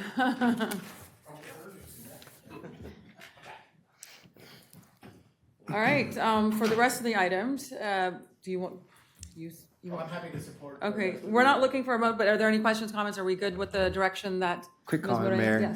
Yes. Thank you. So first, I see, I'm happy to support all these items on here, but just because some of the speakers came up and I see some of the new additions that were these events, it just made me think, I so appreciate and thank all of you, these nonprofits that are putting forth these events that really showcase that we are a city welcome to all. These things that, you know, we rely on you. We couldn't do this. And Ms. Moreno is talking about other cities who can't afford to fund all their events. We couldn't do it either. And so the partnership with you is so important. And you organizing and making the effort to put these forth We really appreciate that, and it makes me very proud to be part of this city and a representative as well. And Jody, thank you for your hard work and your whole team for their dedication in continuing to make this a really great program, which apparently is getting national attention now. So Thanks. Yeah, yeah. Thank you, Ms. Moreno, for your amazing work on this. I just want to, with the work with the MLK breakfast, that was something beautiful that a lot of our folks got to do. And if you have not been to the MLK breakfast, please go. It's definitely, it's like going to church. It's very gospel-oriented, and it's pretty awesome to get to honor Dr. King. And as well as the Artners, Dia de la Concha, that was last week, I believe. And that was an amazing event. And then talking with residents who said they couldn't believe that this was the second time that they did it, that they were so, that they wished it would have been at the first one. And then not only that, but they highlight some of our local restaurants. There was a lot of our local taquerias too. Street Slam Tacos was there. So it's pretty good that, we're highlighting community members and restaurants. And then also Dia de los Mayos, I always got to give a shout out because they do face paintings and they do ofrendas. And not only that, but they bring community together. So thank you for all your hard work, and thank you to the nonprofits that work extremely hard because you guys are bringing culture. You guys are bringing diversity, and it's making our city more beautiful. Thank you. Councilmember Brewer? Thank you, Jody. You're welcome. It's not just me, we have a whole team, but yeah, thank you. I really appreciate that. It was definitely a team effort, and I was looking in the Sacramento Bee over the weekend, and Consumer Affairs did a ranking of top 10 most livable cities or places you want to live in California. Roseville was number 1, Visalia was ranked number 2, Clovis was ranked number 3, Elk Grove was ranked number 4. All of them had a common thread of quality of life, public safety, but also the events, the community events, the cultural events that take place every week. And there's always something for the public to do. Elk Grove is really good at doing this and has gotten better over the years. And the list and the range, there's like range in programs that are on the agenda, from the American Legion's events, the MLK breakfast. We have a Juneteenth event coming up, Bubble Frenzy. We're going to have a Holi festival. You have a Punjabi cultural event coming up. You have so many things happening, but they're all done with the spirit of helping everyone get a better understanding of each other so we can live and thrive here in Elk Grove. So with all that said, I want to thank you and your team, because this is a very concentrated effort, and to make sure that we are utilizing our general fund money or our block grant money for all of these programs, whether it's for paying for the use of a facility or covering for all the other expenses that comes with it, because a lot of these events come at a price, but it's as long as the other side reaches us halfway, we can make a lot of magic happen. So thank you so much. Thank you. Thank you to my colleagues for your comments. I do love, I thought you already went. You said you support it all. You have more? I was just talking, but. All right, go for it. It's all right. No, You can it's okay. get some more. All right. So I'm old enough to remember a time when there wasn't a whole lot of government in Elk Grove. There weren't a whole lot of restaurants. There wasn't a whole lot of much. What there was community, right? And what there was community events, and they were put on by volunteers. We had things that you haven't even heard of today's world, like donkey basketball, believe it or not. Donkey basketball. We used to play, the teachers versus the high school students would get on donkeys, play basketball in the gym at Elk Grove High School. The point, it's true. It's absolutely true. Donkeys.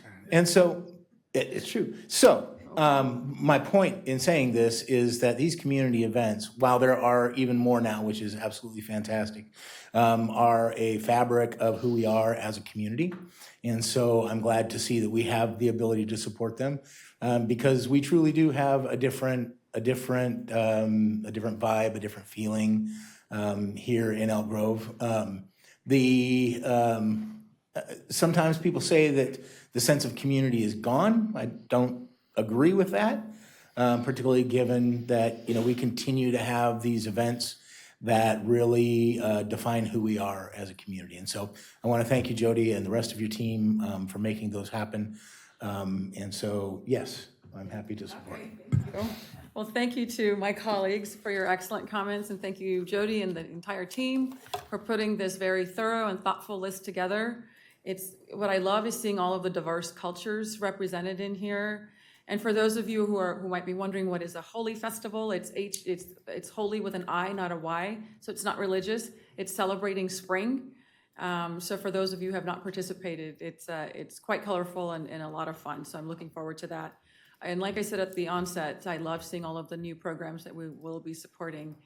And I think this is, when I think of sense of community, it's seeing programs and events and festivals that appeal to me. And we know that Elk Grove is beautifully diverse.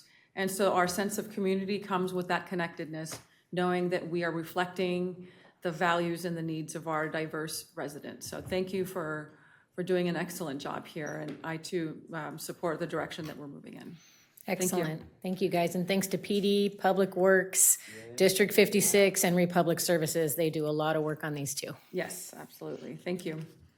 All right, with that, we will move on to item 9.2.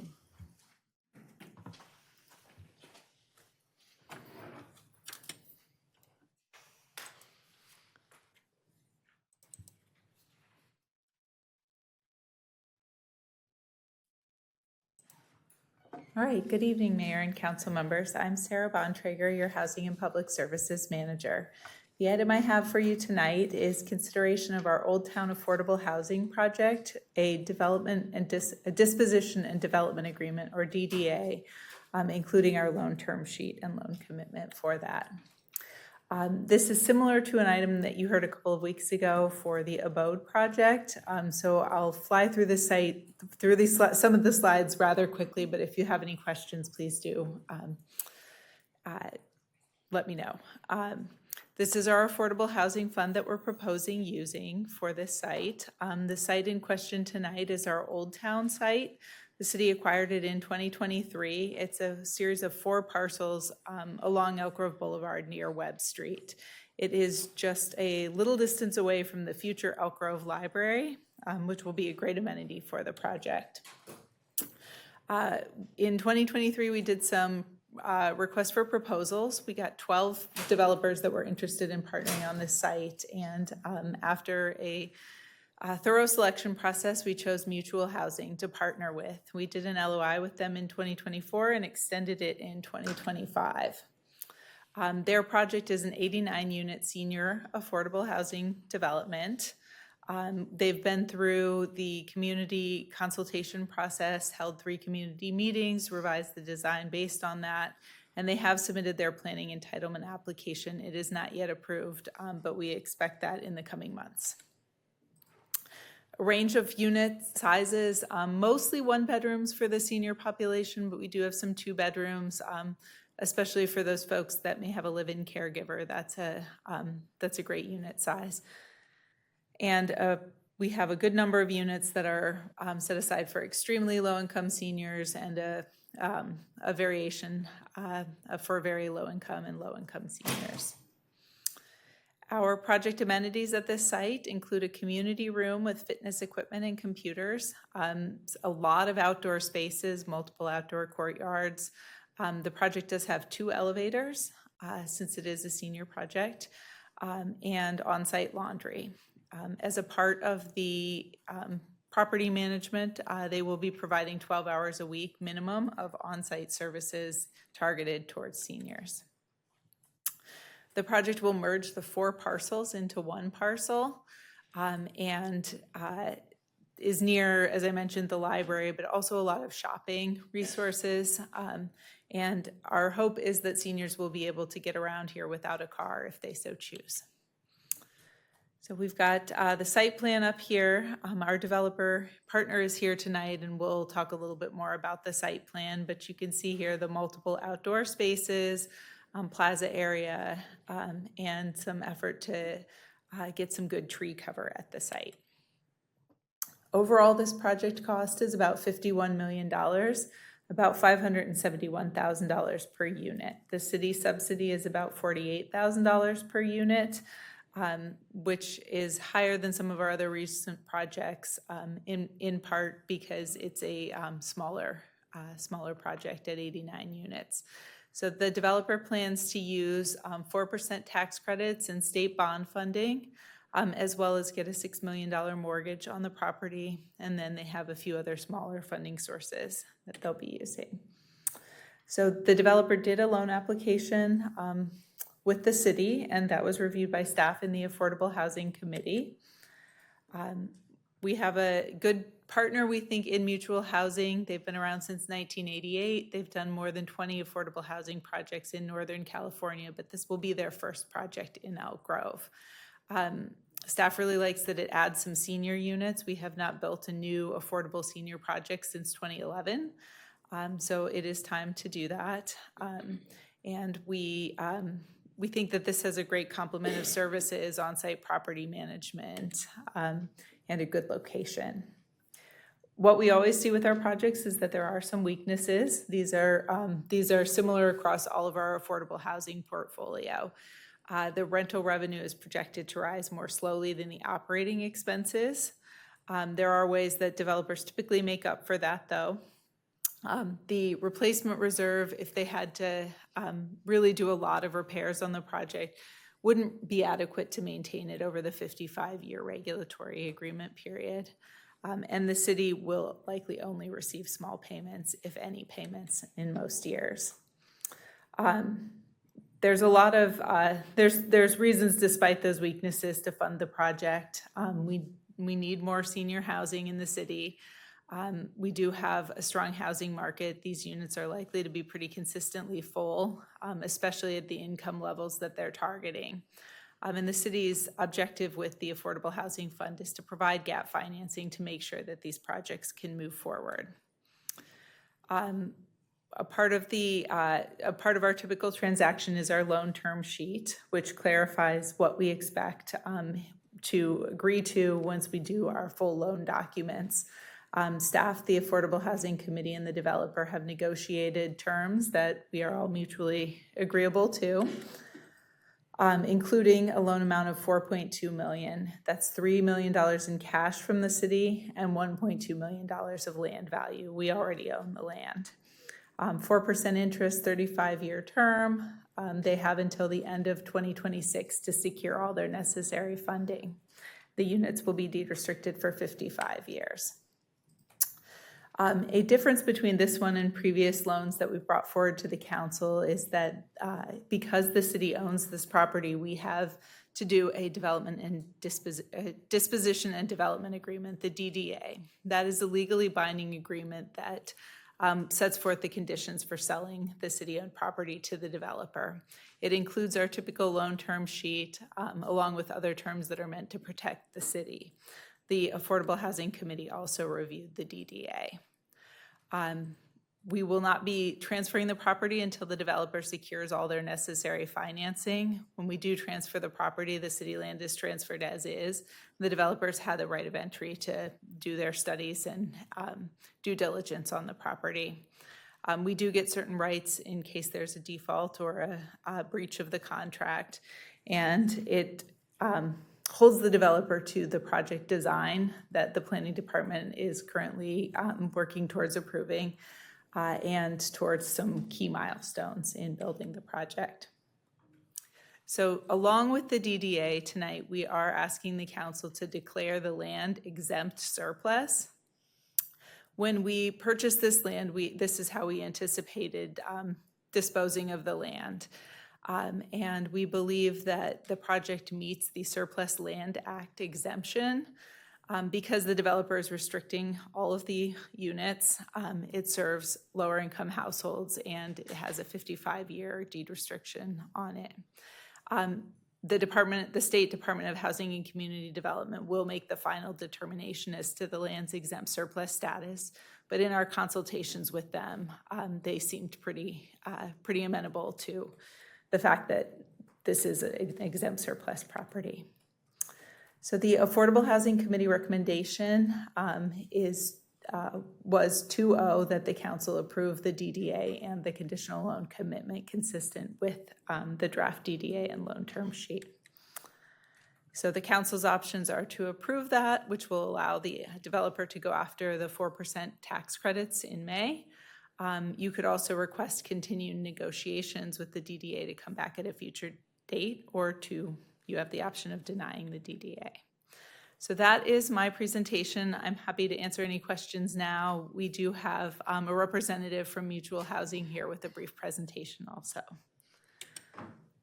Seeing no immediate questions, I'll ask Revati to come forward and I'll get her presentation up.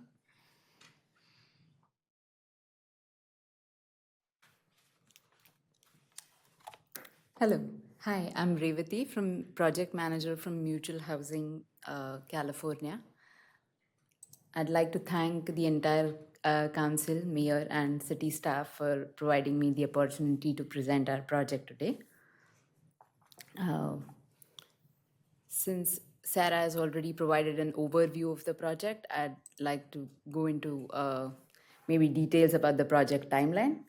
Overall, this is a senior housing project with 89 units, mostly one-bedrooms. And the timeline is such that currently we are in the entitlements phase.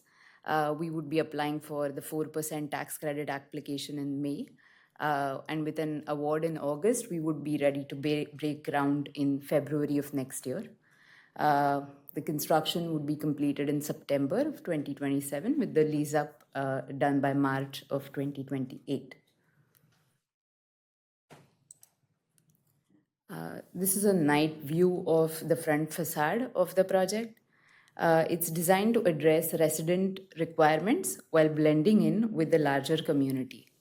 This 3-storied building has unique entrance features and a play of massing.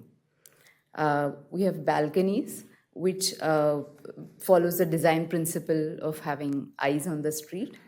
We will have brick, 2 shades of brick, and a fiber cement cladding on the facades. Since this is a night view, we will see the actual design elements, the red brick structures in the following slides. This is one of the 3 courtyards that we have planned at this development. There will be 2 quiet courtyards and 1 active courtyard. So this is the active courtyard, which would have barbecue spaces, sitting areas, and lawn areas for the seniors. These were the 3 3 courtyards that I mentioned, 2 quiet ones. We also have a dog play area along with the parking at the east corner of the site. Most of the parking is all surface parking, but we also have some tuck under parking at this property. So this would be the facade of the building. The red brick would pretty much be similar to the facade of this particular building that we are currently in. Yeah, so this is just the massing study of the project. And yeah, thank you. I'm happy to answer any questions. Thank you for your presentation.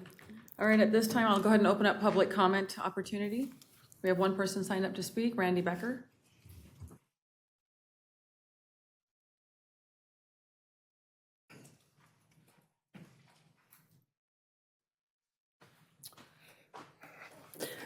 Hit my belly. Mayor, Vice Mayor, staff, I've been supportive of this project from the beginning. It is well needed and it's a great location. And it takes and gives something that's needed for lower income seniors and et cetera. However, my issue has always been with the design, and the design happens to do with the parking. If you know the boulevard, you will know that area backs up and there's very little ways to get around that. And I believe that if you look at the parking lot, east entrance, that should be only a right out not an in. All the traffic should go through the complete project and come off the street because there's a stop sign. And at some point, there's going to be a stoplight at Craig Street or Kent Street. So the point is minor. However, it will be major when it deals with traffic after this thing is built. And all you got to do is go down the boulevard on a 4 o'clock in the afternoon, 3 o'clock, even 5. It's bad. And it's not going to get better. Not at all. So that's the only disagreement I have. And that disagreement has been clear from the beginning. It's not a surprise to the applicant nor staff. So, thank you. Thank you, Mr. Becker. That's our final public comment speaker, so I will go ahead and close public comment and open it up for council questions, comments. I'll start to the left. Thank you, Mayor. Can I just request Jeff to respond to Mr. Becker's comment? Yeah, and I'd be happy to respond, but I'm going to allow Christopher to respond first. I believe the project would be subject to a traffic analysis before any final decisions are made, but I'll let CJ weigh in on that. Well, I mean, the site's designated for high-density residential. It's been rezoned for that. Our general plan identifies Elk Grove Boulevard as a 2-lane facility. In terms of the access in and out, yeah, that's something that gets analyzed as part of the project, and we haven't finished completing the analysis there. However, generally speaking, Randy's right. Yes, the signal at Kent Street is the prioritization, and that's currently what's been planned and shown in our traffic plans as having a signalized intersection. I don't know that this will warrant any additional side street control, but it's certainly something we can take a look at more. Okay, so it's not done yet. You'll adjust as we can certainly take a look at it, but I don't know that we're going to meet warrants to trigger doing something, but we'll take a look at it. Oh, okay. Okay, please do. Thank you. Yeah, just as part of the committee, we wholeheartedly support of this. I think this project will be a good transformation of the streetscape in Old Town. It's going to be something very unique that isn't there now, serving to what we already heard our seniors and allowing them the opportunity to live nearby and walk to things. So really excited about that. I was very excited to see the balconies on here, and I thank the applicant over and over for that. Apparently, and correct me if I'm wrong, but it sounded like there was less concern about maintenance in these balconies, and maybe it's the demographic it serves, but that was very good to hear. So with that, we were happy to support the project. Thank you. Vice Mayor, any comments? Just concur with Councilman Suen, and I guess everybody's starting to know that we like balconies in Elk Grove, so. Councilmember Brewer. No, I'm very pleased with how all this went out. I really appreciated the community outreach that was done. I participated in a couple of them, and just listening to the community feedback from Old Town was very helpful. Like I believe it really put a good set of eyes and ears to help level the aesthetics on what is necessary, and showing folks what of the different projects that your organization has done throughout the state. In drawing these comparisons, I think brought a lot of comfort to myself. Hopefully they did that to many of the folks who attended. The public safety, for me, public safety was a concern, and making sure you had ingress, egress of fire equipment when there is a fire.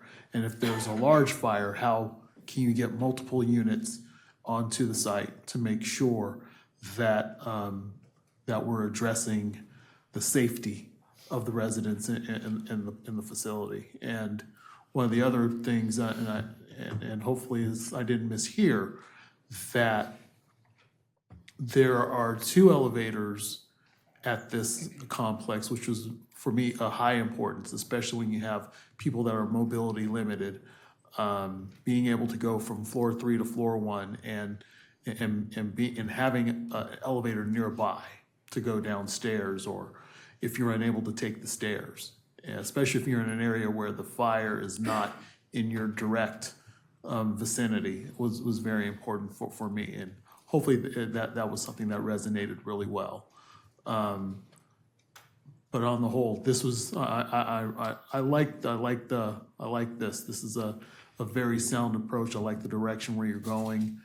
But definitely on the part of the coming in and out on Elk Grove Boulevard from that corner, because from Webb Street up to the entrance, that's where the traffic is really at its heaviest, especially as we have a library that will be open nearby in the very near future as well. And so definitely if there's anything that continue conversations, working with the city to make sure that those needs are being met, will be very helpful. But on the whole, very, very pleased with this project. Thank you. Councilmember Spies? All right, I guess I'm going to overuse this joke a little bit here tonight, but I'm old enough to remember when this parcel didn't even have a path that went through it. I mean, it was a dirt path across. It turned muddy. It was not good, right? And for a number of years, there was comments, concerns. What can we do with this thing? You know, it just sat for a long time. There were a number of ideas, and then this comes along. I think it's a fantastic addition to Old Town. Not to carry on the conversation about the balconies too much, but I think it is an important point that my personal opinion, that I believe that it adds an opportunity for residents to get more light and air. It makes it more open. It makes it a more pleasant space for them to be in. And I think it also serves to break up the monotony of a monolithic building like we might see in other locations. And so I'm really glad to see those balconies. I hope they stay there for the final design. Because we've seen that happen before. I'll leave it there. But no, I'm really glad to see it, and I'm happy to support this, and I'm really glad to see that we're able to make something. We're going to be able to make something that will be a positive addition to Elk Grove and to our residents. So thank you. Thank you. Don't have much more to add to what my colleagues already stated. This is a much-needed project addressing our affordable housing needs, particularly for seniors. I did have the opportunity to meet the new head of Mutual Housing last week, and that was fantastic. It's just great to partner with somebody that has been doing the work statewide. So thank you all, and then thank you to the subcommittee as well for the work that you've done to get us here. Thank you. With that, I will look for a motion. Yeah, move to adopt the resolution. All those in favor, please say aye. Aye. Thank you. All right, next up, Congratulations. 9.3.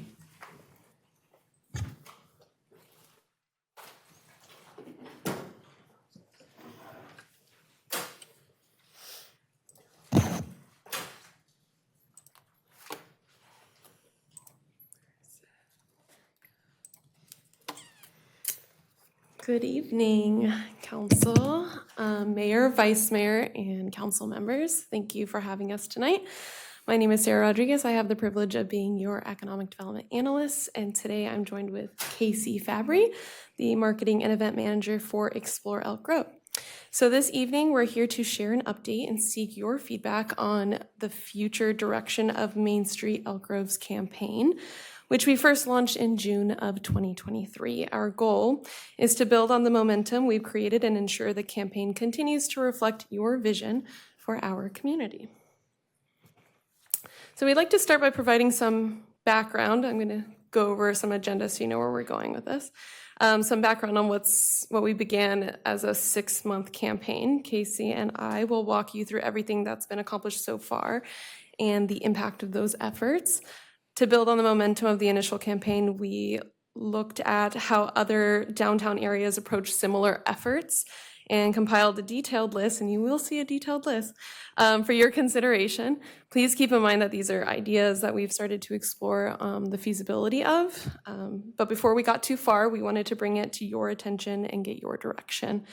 So following the 6-month program, we held open houses with our Main Street businesses to gather feedback, which played a key role in shaping the concepts that we'll show you today. We sought some input from Historical Preservation Committee and the Old Town Foundation, which we'll also share with you as well. And then finally, we'll wrap up outlining the 3 areas of focus that we would like your feedback on moving forward. So as a quick refresher, when we first launched the campaign, the majority of our resources were focused on revitalizing the area commonly known as Old Town, so this area here. It soon became clear that by expanding the boundaries to include businesses that are closer to 99 here, the 2 sub-districts could benefit from a shared branding. So I think that's evident with the inflow of businesses that we've been seeing, right? Thule Coffee House, Vintage Americana, and Station 16, just to name a few in that stretch. We'll dive into opportunities to evolve the brand in just a bit, but for now, please keep in mind that when we refer to Main Street, this is what we're referring to right here. All right, thank you, Sarah. So before we go into our proposed plan for 2.0, we did want to give a background on the marketing plan. So on June 14th of 2023, the Historic Downtown Elk Grove campaign was developed with goals of revitalizing the area, attracting visitors, boosting economic impact, and promoting local businesses. The campaign was executed through print and digital advertising, signature events, PR efforts, and placemaking in order to establish brand recognition and really position Main Street as a hub for dining, shopping, and entertainment. Strategies included creating a vibrant logo and branding guideline with key elements such as the iconic water tower, which were then carried over into placemaking concepts like light pole banners and a mural sticker at Old Town Plaza. The brand was activated on Explore Elk Grove's website with a dedicated landing page, on social media with Instagram and Facebook accounts, advertisements in Elk Grove's movie theaters, and direct mailers sent to 7,000 recipients who live in neighborhoods across town. Main Street also came to life many times with events at Old Town Plaza and surrounding businesses, inviting visitors to the area. These are some of our high-level achievements. So from the start of the campaign in July of 2023 to now, we've attracted over 7,700 individuals to the Main Street landing page. This page includes things to do on Main Street, history information, business listings, and an events calendar. Our social media accounts have seen just under 15,000 page visits on Instagram and Facebook. We've submitted 33 media pitches about Main Street businesses and events, with 18 pieces of earned media coverage on outlets like KCRA, Good Day, and Visit California. Lastly, Main Street has seen over 12 signature events come to Old Town Plaza, which include Uncorked and Uncapped, Fridays in the Grove Comedy Night, and the Main Street Stroll Brew Bike Experience. Next, we're going to dive into some point of interest data that's gathered from the Tourism Economics platform. This is based on mobile device location tracking. This shows a breakdown of percentage of new visitors for the POIs that we actively collect data from on Main Street. So as you can see, from August 2023 to March 2025, we see that 55.8% of visitors were new for West Coast Taco Bar, and 44.4% were new for the Elk Park Shopping Center and Bilu Boutique. We do want to recognize that there are several factors that attract new visitors to these points of interest, with the Main Street brand and promotion likely being one of them. However, this is not a direct causation, but rather a positive correlation. So where do we go from here? We've established the brand and caught people's attention. So to further instill our vision and continue to increase visitation, we've come up with a long-term strategy that focuses on strengthening Main Street through marketing and community engagement. Throughout this presentation of the 2.0 marketing plan, you will find new placemaking concepts, digital and print marketing expansion, and community engagement opportunities that will continue to position Main Street and its local businesses as a must-see destination in Elk Grove. So after the initial 6-month campaign, we didn't want the brand efforts to lose momentum, so we did continue several low-cost initiatives. These included advertisement on Facebook and Instagram, getting Main Street messaging into rotation on the Highway 99 billboard, and maintaining and enhancing the Main Street webpage which was updated with up-to-date imagery, business listings, and active event calendar. We also printed posters to promote upcoming events in the district and ordered branded collateral items to distribute at tabling events, community gatherings, and the Explore Elk Grove Visitor Center. Now that you've had a refresher on what's been done, we'd like to share a vision for how we can build on this initial foundation. While the details, again, are still being finalized, we want to be thoughtful about next steps rather than investing in larger scale initiatives prematurely. We're here tonight to get your input and direction, both from council and our community, on where we should focus our efforts moving forward. We'll start by reviewing some of those placemaking concepts. So we're proposing, one is bike racks. We're proposing the city invest in approximately 30 bike racks featuring the Main Street logo and colors to be instilled throughout the district of Main Street. This initiative would not only enhance our branding efforts, but make the area more pedestrian friendly, support alternative transportation as well. We estimate this to be about $35,000. We're proposing that the city also invest in enhancing lighting within the historic Main Street area. Well-lit spaces help people feel safer. It encourages them to stay out later and shop and eat, and things like that. And it also adds warmth and charm to the atmosphere of the district. So to explore what's feasible, we looked into how other cities use lighting to elevate these downtowns and consulted with our public works team. Based on those conversations, staff is recommending to move forward with lighting along the streets, like you see here in Midtown, Sacramento, and Santa Cruz, rather than across the street, like you see here in Los Angeles, and incorporating seasonal tree lighting, like you see here in District 56. Lighting strung across the street would require significant infrastructure changes, as the current height of the historic Main Street light poles would not allow for safe clearance of emergency vehicles and delivery trucks. Similarly, permanently wrapping the trees in lights would result in ongoing maintenance because trees grow. So, all right, so moving on, part of the feedback that we heard from our open houses, which we'll go over in just a bit, were that our current banners that are in historic Main Street highlight eating, drinking, and playing, but have no reference to shopping. To address this, we're proposing to print 14 new banners featuring shopping-related imagery and messaging. These would be incorporated alongside the existing banners throughout Historic District to create more balanced and inclusive representation of the businesses in the area. And we estimate this will be about $3,800. So that covers the smaller banners within the Historic District, but there are also an opportunity for larger, more semi-permanent banners along Highway 99 and Kent Street. You see those dots there. Those each represent a light pole that they could be on. So we currently have 2 timeframes we can display Main Street banners if we choose to get them printed, October to November of 2025 and January to March of 2026. Longer display periods would require changes to the current programming that Public Affairs manages, which we are proposing that we make. We have the option to either replace all 35 banners that you see there or alternate between semi-permanent banners with seasonal ones. Either approach aims to clearly signal to drivers that they've entered a distinct and branded part of the city. Another element that you might want to consider are pole wraps as a pedestrian-friendly branding tool. So they're positioned at eye level, as you see there with the man with his hand against the pole. They're great for catching attention of people walking through the district, and by including things like QR codes on it, that link to the Main Street website, we can connect our visitors with business listings, events, and promotions, making the street more vibrant, informative, and engaging. If we wrapped 40 poles, that would come to about $13,000. And while surveying the area for opportunities, we noticed a standalone sign that refers to the district as Old Town. To maintain consistency in branding, we're proposing to replace it with signs that align with the Main Street brand at a cost of $250.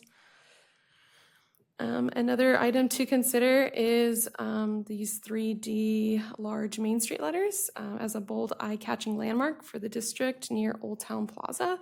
These letters would serve multiple purposes, creating a memorable photo opportunity for those, especially those who are attending events at the plaza, and reinforcing the district's identity and enhancing the overall vitality of Main Street.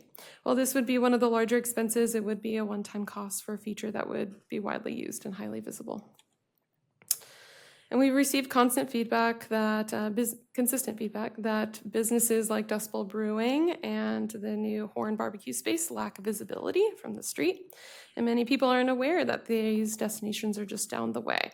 So to address this and make the railroad area more visually vibrant, we're proposing to install branded mesh to help guide drivers and highlight these opportunities. We've already had discussions with Railroad and plan to finalize those conversations if you decide to move forward with this, and that would be priced at $9,000. We're also proposing as an option to brand the fence behind Old Town Plaza with a mesh wrap. So the design shown here is just a concept, it's not final. Our goal would be to ensure that the design aligns with the overall Main Street branding while keeping in mind keeping any advertising type of language out of the concept, because we know that the plaza is supposed to serve as a welcoming community gathering space. So that's not really where we want to have the shop play signal there.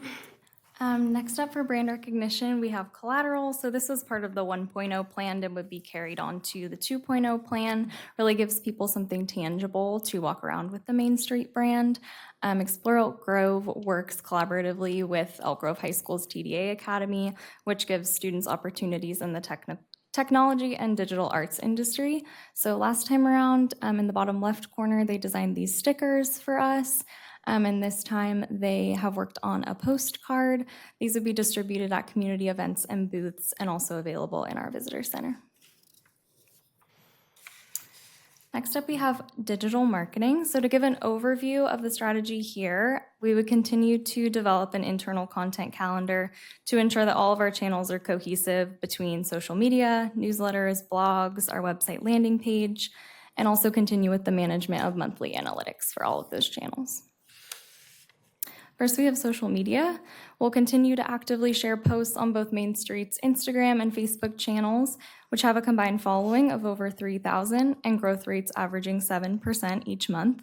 We focus on a variety of themes, including local business spotlights, which ties back into the Support Local e-gift card program, food and drink, shopping, art, national holidays, and more. Next up, we have influencer marketing as a digital tool in the 2.0 plan. By partnering with influencers from nearby cities like Sacramento, Roseville, Stockton, and Lodi, we can introduce Elk Grove's businesses to entirely new audiences on accounts with high engagement rates and trusted followings. The piece of content would essentially highlight 2 to 3 businesses that participate in the Elk Grove Local e-gift card program. We would work closely with each influencer in order to curate an experience that matches with their audience. A few ideas we had were food and drink tours, shopping tours, or a day in the life on Main Street. And this is a digital billboard I mentioned earlier, which we've already started utilizing and are currently in rotation in thanks to the city's partnership with CSD. This comes at no cost to the city. So in June of 2024, Explore Elk Grove executed a citywide commercial, which really gave a scope of Elk Grove as a whole. And in that commercial, we did get footage of Old Town Plaza, Trendy, and Prost Beer Hall. So what we're looking to do here is utilize the footage from that commercial and also capture 3 to 4 new spots on Main Street to create 15 and 30-second commercials to be used in digital advertising and on social media. We would also be able to use still shots from the commercial to continue building our photo library. Working with an agency to film, edit, and produce the commercial would be about $5,000. Since July of 2023, we've distributed a number of press releases for new business openings and events, which we will continue to do, as well as pitch to media, whether it's Visit California, Fox 40, Good Day, or KCRA. Alongside our PR efforts, we also have contracted a professional photographer to capture Station 16, Flowers by Fairy Tales, and the new Americana Vintage. These photos, again, are a great tool for social media and the website landing page. Next, we did want to include a few event ideas to continue to activate Main Street. We would like to note that these are just concepts and the execution is not in the proposed budget for the 2.0 plan, but events are definitely on our radar. First, we have a Mother's Day Sip and Stroll, which would combine Elk Grove's wineries with the art galleries and boutiques on Main Street. Essentially, a winery would be paired with a shop in historic Elk Grove to offer complimentary tastings while guests shop. We also had the idea of a St. Patrick's Day pub crawl with Dust Bowl and Prost. The event would be themed and each business would offer a special for the holiday. Thursday Night Lights is a concept that would close Railroad Street to create a family-friendly light parade with bikes and scooters. There would be food and craft vendors and would ultimately increase foot traffic down Railroad Street and Elk Grove Boulevard. Now we have print marketing. So Main Street has the opportunity for branded signage within these glass kiosks. With this, we would follow all branding guidelines to create a poster every other month that is themed to the season's events. This is an active effort that we are currently doing. So right now in the light boxes, we're promoting a variety of events, including the Festival of the Arts this weekend. We're looking at other themes for the rest of the year, highlighting family events, the city's birthday in context to the district, Diversity Month events, and supporting local for the holiday season. A few of the kiosks do need repairs, including new glass pieces and cork board to hold the sign up, which the Old Town Foundation offered to repair at just over $3,000 to ensure that the presentation is successful. So to summarize, here are all the concepts that we just went over with estimated costs. Our current fiscal year 25 budget in economic development includes $75,000 allocated for district marketing efforts.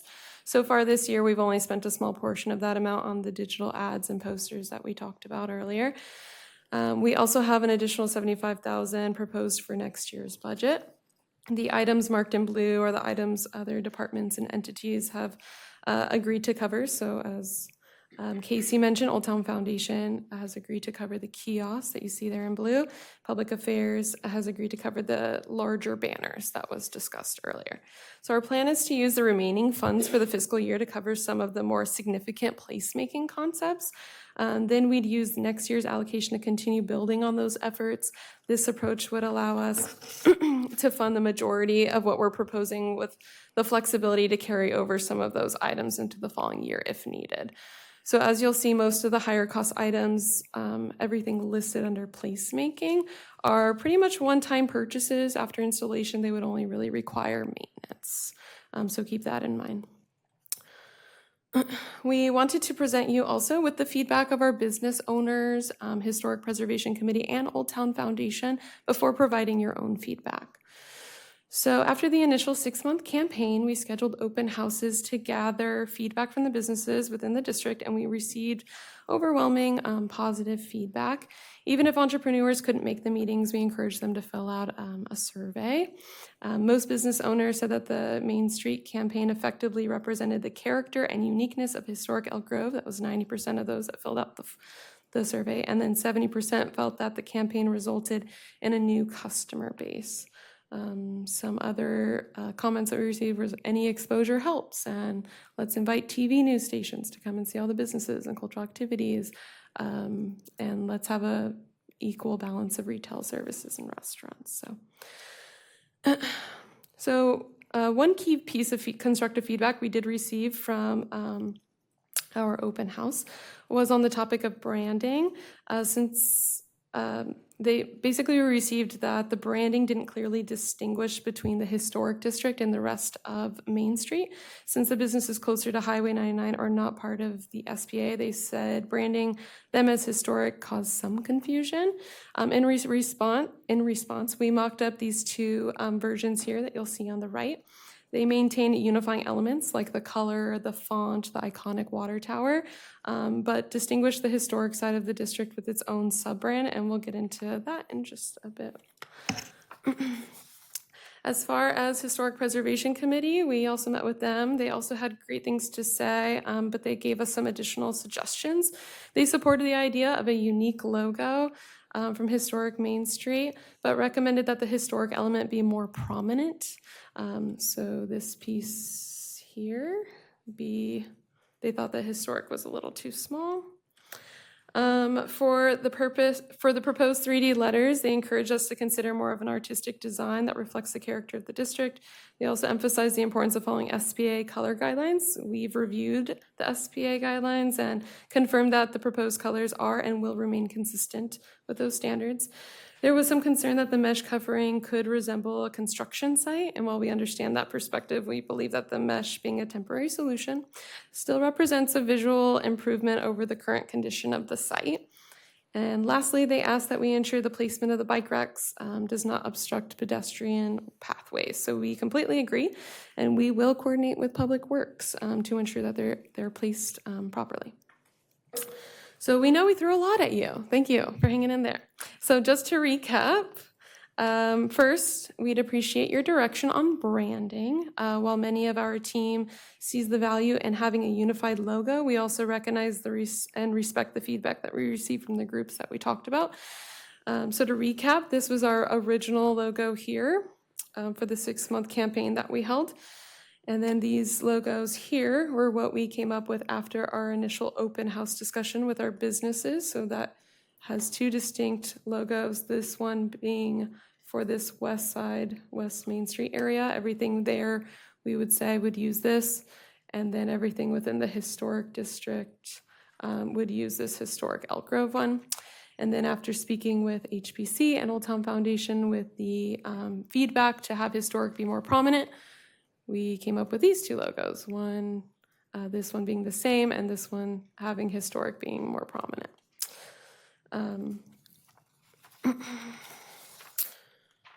So if we were to move forward with the 2 distinct logos, our recommendation would be that we use historic Main Street branding for everything located between Elk Grove Florin Road and Waterman Road, and to use Main Street Elk Grove branding for the area stretching from Highway 99 to Elk Park Shopping Center. Secondly, we'd love your feedback on the concepts that we presented you. So all of these ones that you saw just moments before. So anything that you loved, anything that you were like, no, thank you, we'd love to hear it. And lastly, a few additional considerations, because that wasn't enough.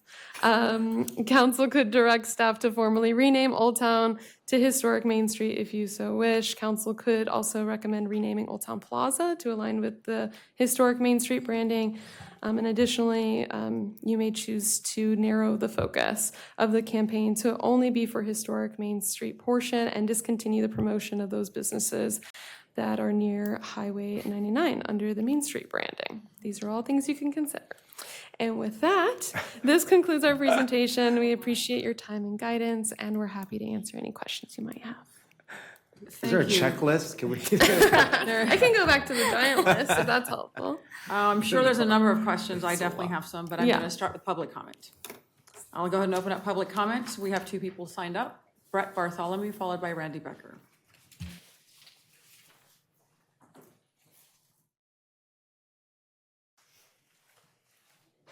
Hello, Madam Mayor, Vice Mayor, and council members, staff. A lot of ideas on there. Thanks you. That's got to be a fun job trying to figure out how we can market Old Town, looking at all the different cities and different things that they all do and bringing that to us. I think the lights over the street is kind of a non-starter with the way that, we already have our current infrastructure, but I would be in favor of any additional lighting through Old Town because just last night I was at the Arts and Creative Economy Commission. They had a special meeting at the Explorer Grove office. I left that at 6:50 to walk down to the Sacramento County Farm Bureau board meeting right next to Pinot Palette. And it's just, there's not enough lights, right? There's anywhere we can add more additional lighting. What they showed here was a very, just a couple streams. I'm not sure how much, what the fact, there's a measurement for how much light that each of those can give. However we can enhance that, I think that'd be a very helpful thing. I got a few notes here. Recognize that Main Street stops at Waterman, but you saw in the photo, Chris was at the community input meeting. I was there as well. Christopher Sellers is at the corner of Bradshaw and Norco Boulevard, but we still benefit from any of this marketing that brings people down the boulevard. I'm in major support of this entire campaign. I want to emphasize the SPA color guidelines. You did mention that they followed within the guidelines, but they still are a giant change from they're already there now, right? So that's, the guidelines have been affected. Maybe they were current, but there weren't. When you see the bathroom at the Old Town Plaza, it's a bright color. The thing really catches your eye, which is what it's intended to do. So it's successful, but adding more of that is really going to affect. It's going to do what you want to do by making it a visual signifier that we're in a special area, but it also changes the historic kind of aspect when you have all these historic buildings. And then, all right, I'm gonna get through. I only have so much time. Just want to encourage that the Chamber of Commerce is involved in all these. You mentioned met with the Old Town Foundation. They have 5 members Like it's, you know, it's a wonderful organization, it's been around a long time, but the amount that they're, the capacity at which they have involvement with other businesses is very limited. So I think the Chamber of Commerce is a worthwhile endeavor to be a part of. At the Arts and Creative Economy meeting, they mentioned that there might be a potential for a mural program. So I just want to put that on your mind, that might be something to combine with the marketing to have maybe a big mural on the side of Prost's building. I don't know, it's not my building. There's lots of opportunities for there to be some wide open walls type stuff from Sacramento in Elk Grove, and that's preliminary talks. I know there's no approval there yet, but that's a concept.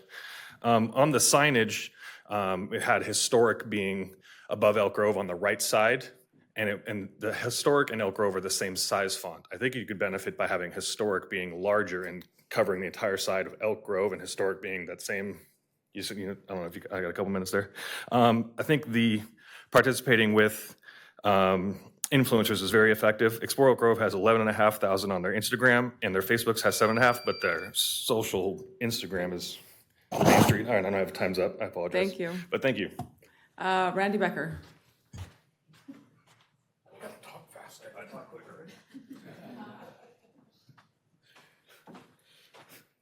Kevin and I have got a lot in common besides gray hair. There was no McDonald's. There was no Station 71. There wasn't even a stoplight. So it's important when we recognize the word historic and where that is, where those lines are drawn.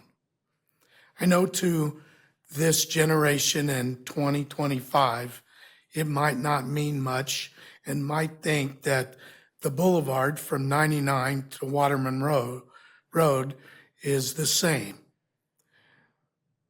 But you might find yourself getting a hell of a fight in Bob's if you brought that up. So I would make sure that the historic font is large.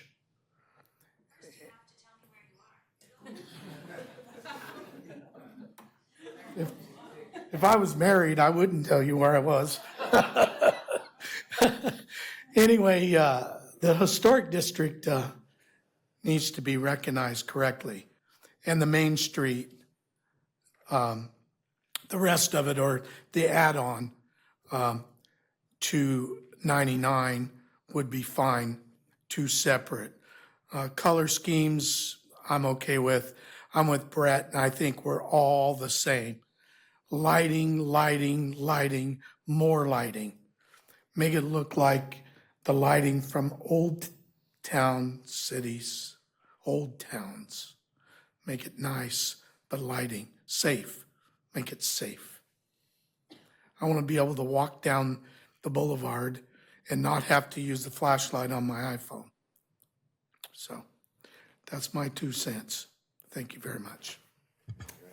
Thank you, Mr. Becker. That concludes our public comment. So I'm going to begin with council comments.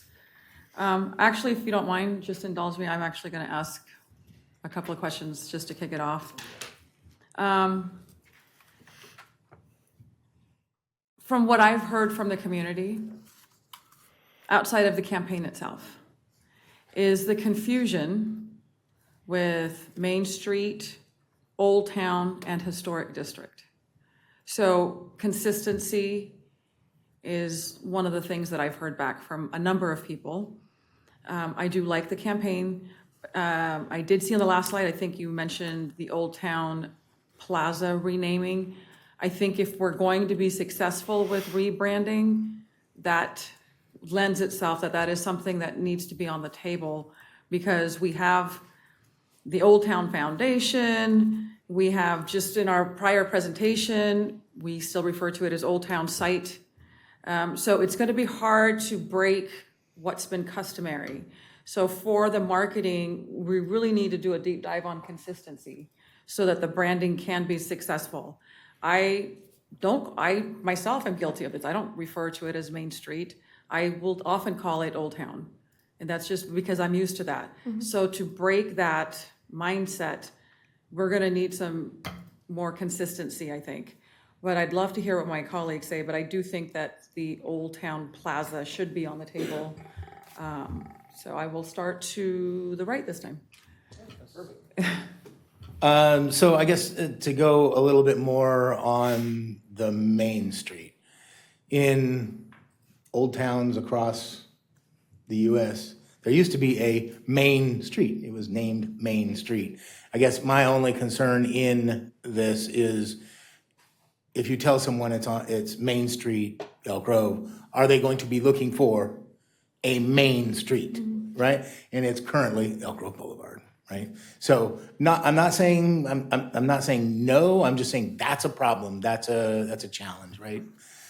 But I do like. Well, let me back up a little bit. So I think unfairly, you will get businesses throughout Elk Grove who will say, "Oh, that's awesome. That's cool. You're doing it for Old Town. What about us?" How come you're going to spend all the money down there, all this money down there, right? And you're not going to do anything for me? I don't think that's a fair thing. So let me start off with, we have a facade program. We have a number of other programs that can help out with that. And if anybody's listening and going, they got nothing for us, that's not true, right? You could probably list off the other ones. The only one that comes to mind right now is the facade program, which we've improved, and maybe we've learned, and maybe we need to do some further improvement on it, right? Because I think we want all of our businesses to look good. But then the next step in that, can you go to the slide regarding the press releases?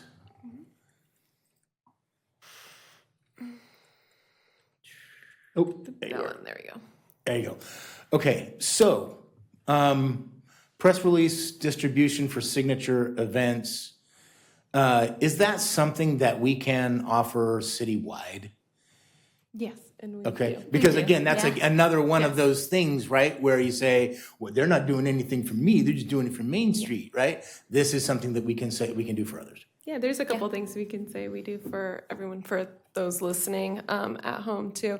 So yes, that's one of the things. Explorer can elaborate more on the press releases, but and there are a lot of opportunities even to post on the events page for Explore. I know that any business in Elk Grove can do that. If there's something new and exciting that's happening in your business, you can definitely utilize that service. We do have the facade improvement program. We have the brewery, restaurant, and winery program. We have the Support Local Elk Grove program that is free for our businesses to be on an e-gift card that encourages folks to shop and utilize those establishments.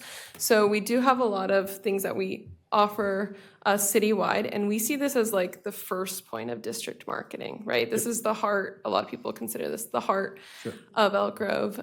So we want to start with efforts here, but that doesn't mean that it needs to exclusively stay here. It needs to launch, right, and continue a bit more than just banners and things that we started with. But there's definitely opportunities to really find and create almost districts in other parts of Elk Grove that those businesses can benefit from too. Okay, Kind of a pilot program, if you will. Yeah, no, and I appreciate it. And again, I think this is good. I'm supportive of, I think, all of this. But for those who are saying there's nothing for us, it's just simply not true. And I want to nip that right in the bud from the beginning.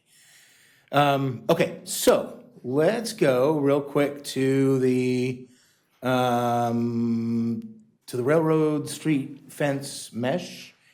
Because one of the complaints, I'm sure you've probably heard it too, is that lovely little structure to the west of the fence there. It's an ugly little, I don't even know what it is. It's a shed, right? Will this, so I can see here where it'll run along the sidewalk, but will it run along Elk Grove Boulevard as well? Or Yeah, so that's what you're seeing here. And then this is the railroad street area. So you'll see this part on this road here. Okay. And then this will run along here. So you certainly won't be able to block it off if you're coming from, if you're traveling east, but it'll certainly reduce the visibility of it significantly, I think. So, okay. But you haven't, these aren't the final designs on it. You're just thinking about the concept. Yeah. Okay, cool. Press release, blah, blah. Okay. We have electronic reader boards at City Hall and District 56. Is that right? The little kiosks out front? There's a little kiosk out in the front. The SUFA signs? SUFA signs, yeah. Yeah. Yeah. There's one by Old Town Plaza as well. What's that? There's one by the plaza as well. Yeah, we looked Okay, into all right. including them on. Okay, so I guess my question, when it comes to those reader boards or kiosks or whatever, did you consider those, or were they simply like extremely expensive? Or, I mean, they seem like a good opportunity to manage remotely, right? Yes, yeah, we did consider them. A couple of things that came up, we really wanted to look at the historic piece and wanted it to be consistent with the style of the area. And so the look and feel, we felt like those kiosks that are already there kind of have more of that look and feel. And we thought we would be better to utilize money to make sure that those are working, because right now we have some Velcro that's keeping up those posters and things like that. Sure. So we want to put funds towards that. But to answer your question, one thing And I'm is not we want suggesting we have the exact same ones. Yes. I'm suggesting that there could be ones that have a historic feel. And there Okay. could be costs that are beyond, Yeah. I don't want to drive the cost of this up. But those seem like they would be an interesting thing to try out as opposed to, what we currently have. Yeah, our current findings were that they are not color. They're black and white, which Okay. you'll see in the SUFAs as well. And then the ongoing maintenance, it wouldn't be more, I know we could make last minute changes with those remotely, but they have maintenance for people, for the software and also for folks to come out and make sure that they're clean and things like that. And so we did speak to the folks that did those SUFAs in other areas, and that was kind of the feedback of some limitations. But we could definitely look into it. Okay. Yeah, I mean, I'm just, it seemed like not necessarily cheaper, but it seemed like a way to go that would be more efficient, right? Okay, and then can you go to the consideration slides? Because that was, The payment. I think it was your yes. last one, the consideration Oh, slide. yes, alternatives. Sorry for the whiplash. Oh, you're fine. Oh, Okay. This officially rename Old Town to historic map. The challenge I have with that, again, goes back to the Elk Grove Boulevard thing, right? So I do like where you've drawn up the historic Main Street as opposed to Main Street, Yep. right? Because I think it does provide it provides a little bit of wayfinding off of the freeway, right? And it also provides a lift to some of those businesses in that area. And then I think probably the Old Town Plaza thing, I have that same, issue with the historic Main Street brand. And I guess I think I've already answered the first one, or third one, narrow the focus of the campaign to just historic Main Street. I think I like from the freeway to Waterman, if that's possible. And in the end, I think it's important to come up with a brand identity that works. And I'm going through a whole lot of marketing exercises with my company and a number of things. And I've found that I'm probably the worst person to talk to about marketing. So if someone says, you know what, look, there's a better idea, Main Street works, I'm happy to kind of step back and let it go. It's just, from my perspective, I have a challenge rethinking Old Town Plaza to historic Main, and then somebody who comes in from out of town is looking for Main Street. That's it. So, all right, just those my thoughts. I think it's great. I think otherwise it looks great, and I really like that mesh fence. We just have to find a way to make it not too overbearing, because so many folks want that darn storage facility or whatever that is to be blocked off. Councilmember Brewer. Thank you for investing in my district. Thanks for coming to our open house. All day, every day. The Connex box that was at the corner of Railroad and Elk Grove Boulevard has moved in closer to Dust Bowl.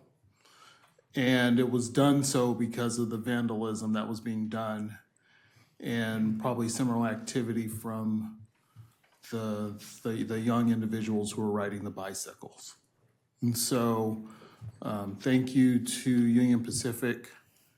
Thank you to Liz Irons and Juan Fernandez, and to all those who had worked and advocated to having that Connex box relocated closer in.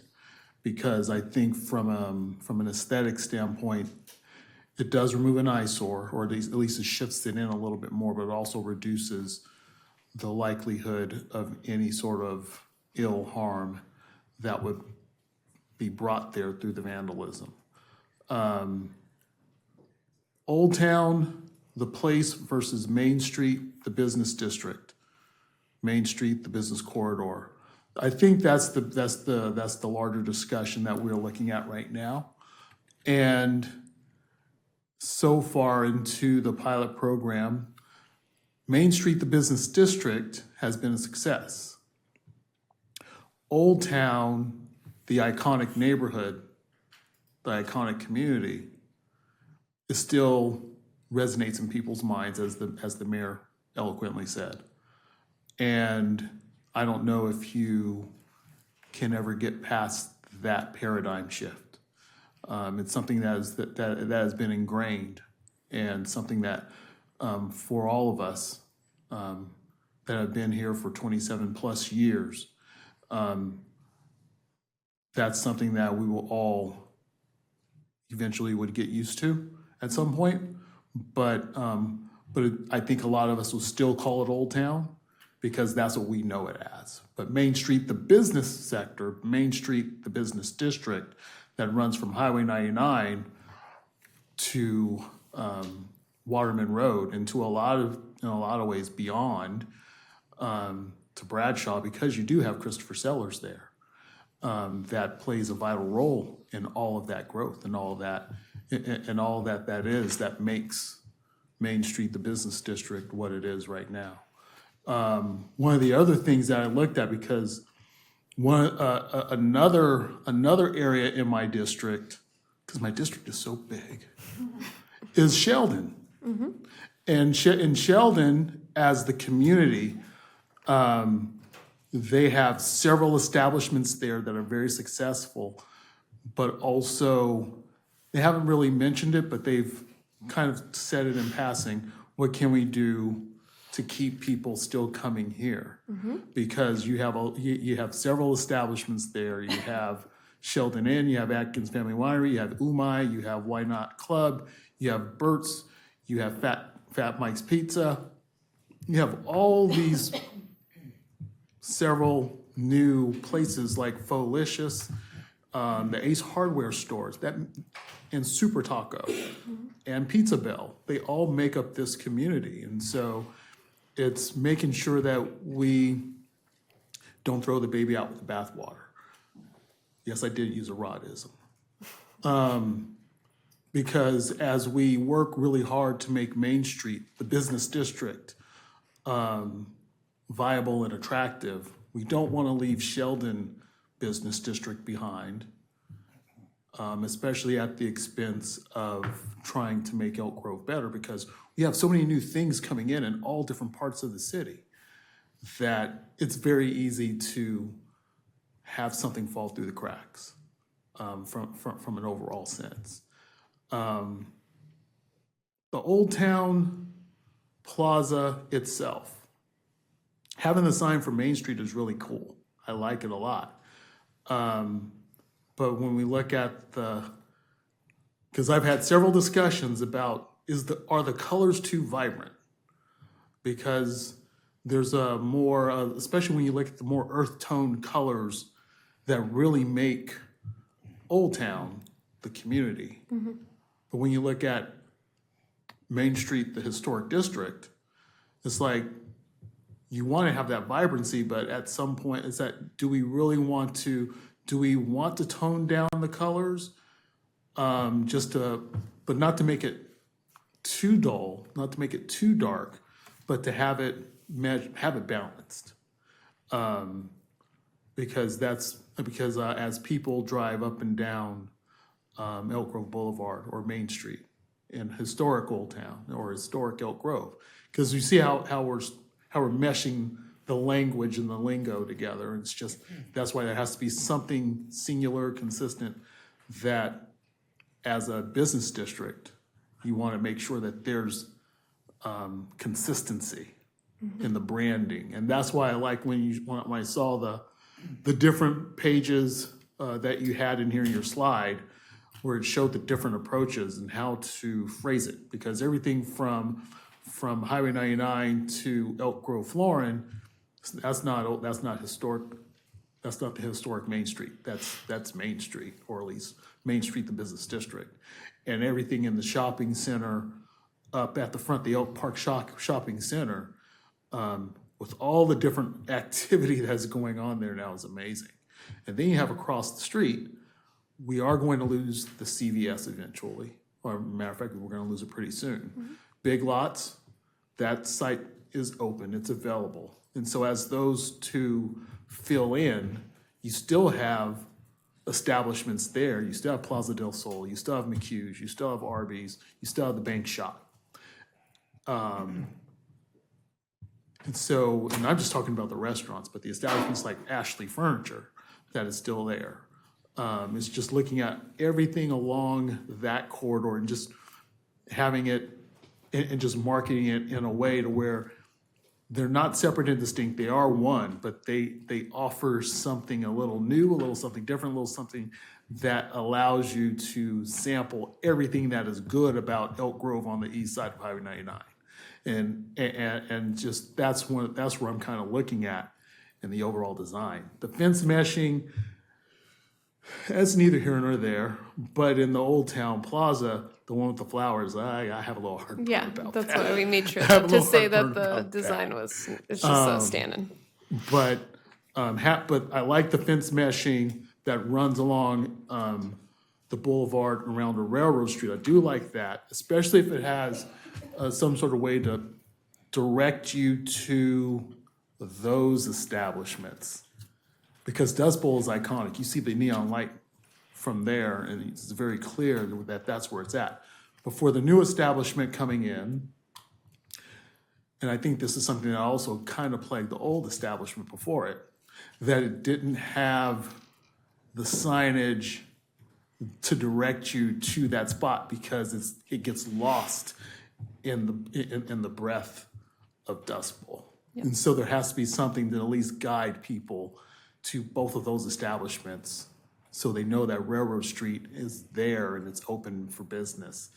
And it's definitely a destination place to have a good time, just like Prost, just like Bob's, just like Brick House, and Babes.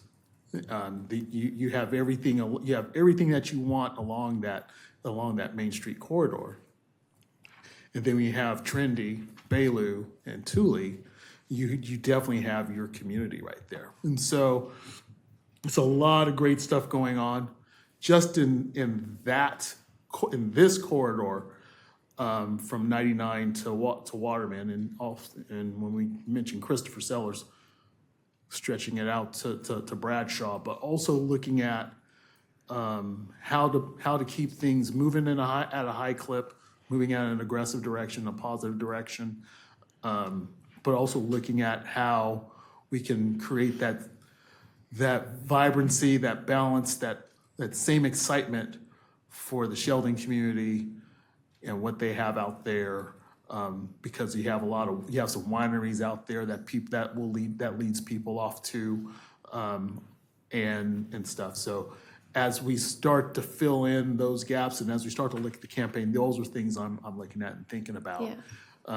We see those businesses in the rural area kind of being its own distinct district as well, with maybe potentially in the future a different type of branding, but a little distinct from the historic Elk Grove piece. Yeah, but the historic Elk Grove, Main Street Elk Grove, the Main Street project itself I love it. It's because when people are asking where you need to go, that's what you say. You go to Main Street. I mean, Elk Grove Boulevard is going to be Elk Grove Boulevard because it runs all the way out to Interstate 5. but just recognizing as a district, as a business district, a business entity, that's where some real magic opportunities can occur. That's all. Thank you. Thank you. Vice Mayor Robles? Thank you, Madam Mayor. Thank you just for your hard work on this. It's never easy when you're rebranding. It's never easy when you're trying to do marketing. My question actually would be, when you had this meeting, I would actually ask, how are the businesses doing?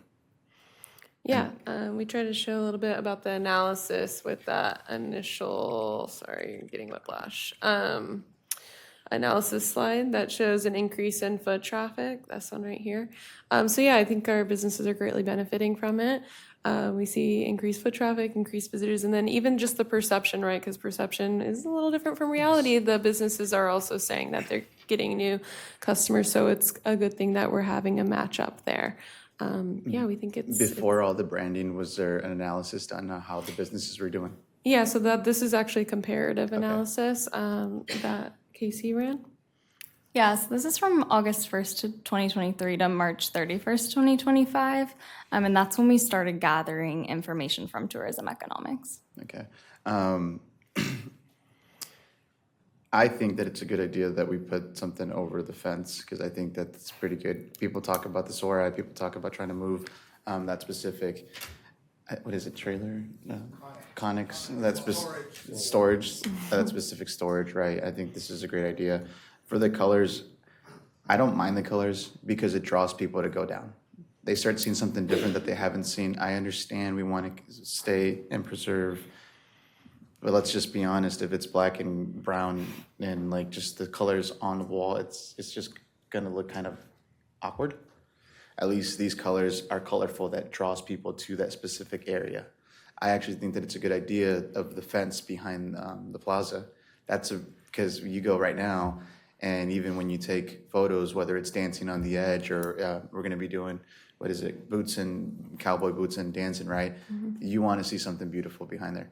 Perhaps maybe we can do something that is historic on that side, right? So that draws people and like, okay, this is feel a little bit more historic, right?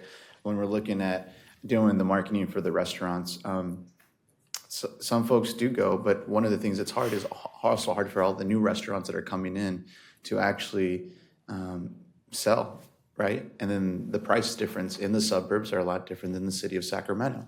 Folks in the suburbs kind of sometimes feel like they don't want to pay a little bit more, which is okay, but also we're bringing good quality of food, right? So we have to market that as well. When you're trying to hit different demographics, right? Elk Grove is expanding, Elk Grove is growing, but you also need to target folks from the east or from the west side as well, and from the north and from the south, right? These are folks who live in Elk Grove who are going to start going to these areas because it's more colorful and vibrant. I understand that sometimes when it comes to lighting or overhanging or however, there will be traffic, and I want to emphasize we're doing all we can to solve that. But oftentimes with lighting, it's beautiful. There's a restaurant called Pasanote, and it's on L Street. They have a patio outside and they have lights, and I can guarantee you that they're always booked. Why? Because it looks like a really beautiful place and people like the food there, right? It's not that we're trying to change Old Town or historic Old Town or Main Street, right? We're trying to make sure that the economics development on that area will continue to expand. And I think that that's what we need to focus on. We're missing the point and we're missing the mark if our small businesses are not benefiting from this. And I think that that's what we need to focus on, our small businesses that are here. So if it does take a little bit more color, if it does take some lights to make it some more acceptable, and yes, I go back to, I understand that there's a lot of traffic, but a lot of this traffic don't stop at those restaurants.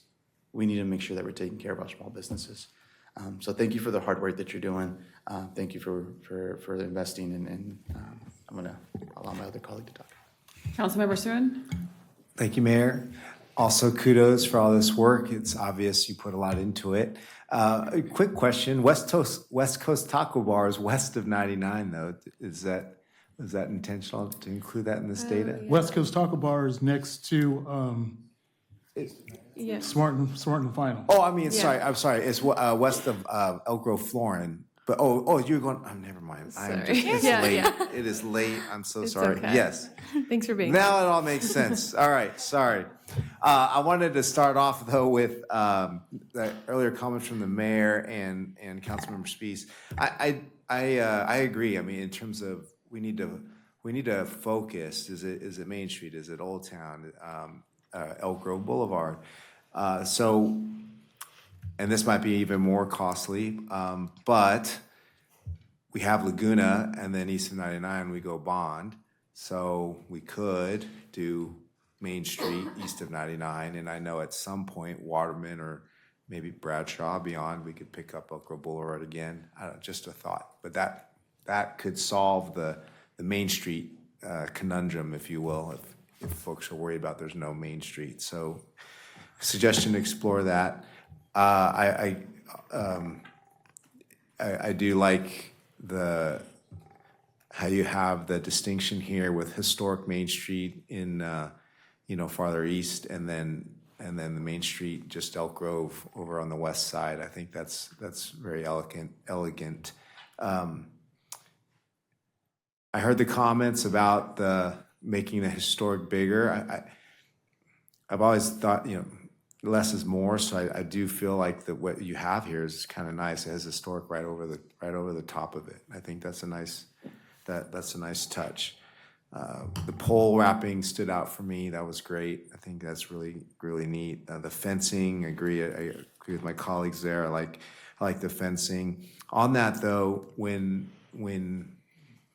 as big as the Dust Bowl neon sign is, for whatever reason, when you're walking down, you just don't look. Is there a way to do a big wayfinding sign for Horn Barbecue, for Dust Bowl that would? I thought maybe look at something like that where it's just blaring at you right in your face when you're walking down Main Street, and you can see that big arrow if you go down that way. Because I've met people or talked with people right there, and they say, where is Dust Bowl? And you have to point to them, so it's just not as obvious as you might think for some. Bike racks, I think, great idea as well. Lighting, absolutely. I do think it looks nicer crossing the street, but I do recognize the challenges. So if you can do it along the street but still make it look good, I don't know what that would be, but I do think it adds a nice ambiance, especially at nighttime, in addition to public safety. And I mentioned the wayfinding already. Oh, the question on the swag. The swag. Does anybody use postcards anymore? I mean, I saw that. Is it? I think it's more like people use stickers all the time. They put it on like a cork board or on their desk. So it's more of like a takeaway, like when we go to trade shows or we're out in the community in the region, just to pass out, it would have a QR code to sign up for our newsletter, link it back to the website. So more of like a collateral piece that's a little more unique than like a flyer. Okay. Also an opportunity for that workforce piece, right? Connecting with the high school students. I was at the Pathways advisory meeting that they had and sat at the arts table, since I'm doing the Arts Commission.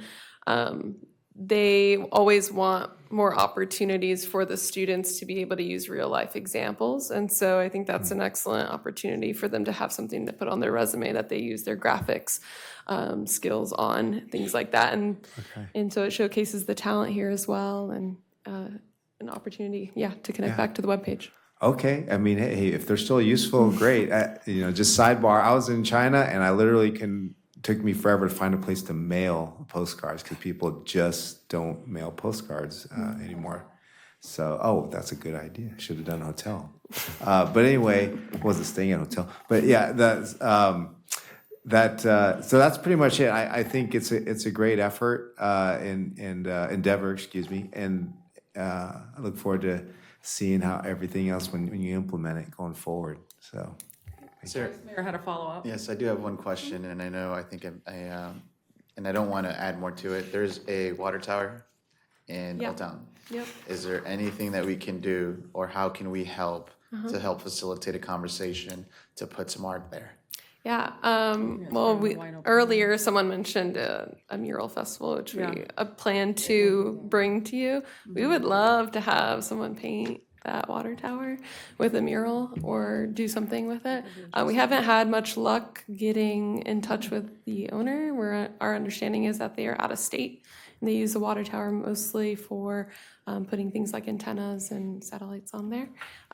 So yeah, we've talked to the two groups, HBC and Old Town Foundation, to see if they have connections, and hopefully can get more of a connection. But yeah, we've If you tried. do have their to reach out. contact, I would love to get in contact with them, Okay. and then I'll personally just. Great. call. Well, one more Yeah, thing, go yeah, ahead. just to add on that, because I've got a ton of examples too that we've taken from all over, and my wife keeps asking me, why don't we have one here in Elk Grove? So I think it's great, and I know we've got mural effort going on too, so great, a lot of great sources there, but we need something like that, yeah, thank you. One quick Thank- go, oh, one okay, quick yeah. go back. Go ahead. So I guess one thing that I would mention as a caution is that right now we're going through and doing a lot of code enforcement relative to signs Yep. that are on the street. We are making some people very unhappy with signs. And I think if we were to consider putting wayfinding signs to restaurants off of the street, we would get some very strong criticism. And so I'm not gonna say it's right, I'm not gonna say it's wrong, I'm just putting that in there for thought. And that's why we went with the mesh, because we've heard similar things from even like Slow and Low when they were there. They wanted to put signage there, and they were having a lot of pushback for that exact reason. So we thought a mesh was a happy. We're pattern. cracking down on banners, flags, all kinds of different signs. That's kind of I don't know, just be careful going there. Yeah. All right, so you heard a lot from my colleagues, and I kicked off with some of my initial concerns. I think this is a great effort for branding. I still have that concern about that uniformity, making sure that the branding is consistent. We're still interchangeably calling it Old Town, Historic District, Main Street. So really, that's the biggest issue for me, for this to be successful. I think some of our members asked, not to ignore other parts of Elk Grove. And as a reminder, this is a pilot program. And we have a concerted, deliberate effort to revitalize, and I'm gonna say it, Old Town.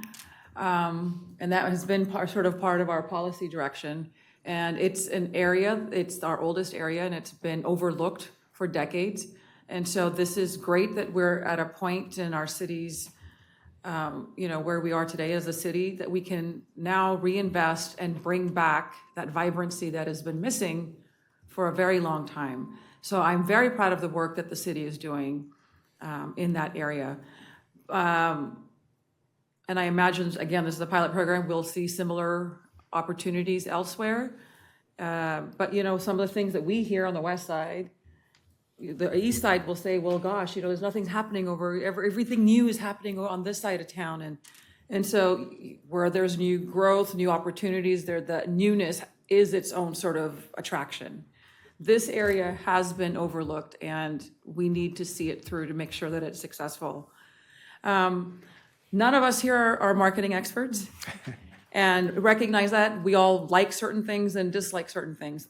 This should be a data-driven decision-making of what that expert feedback looks like. I don't necessarily want to be the one saying, fonts, this or that. It really should be driven by the experts.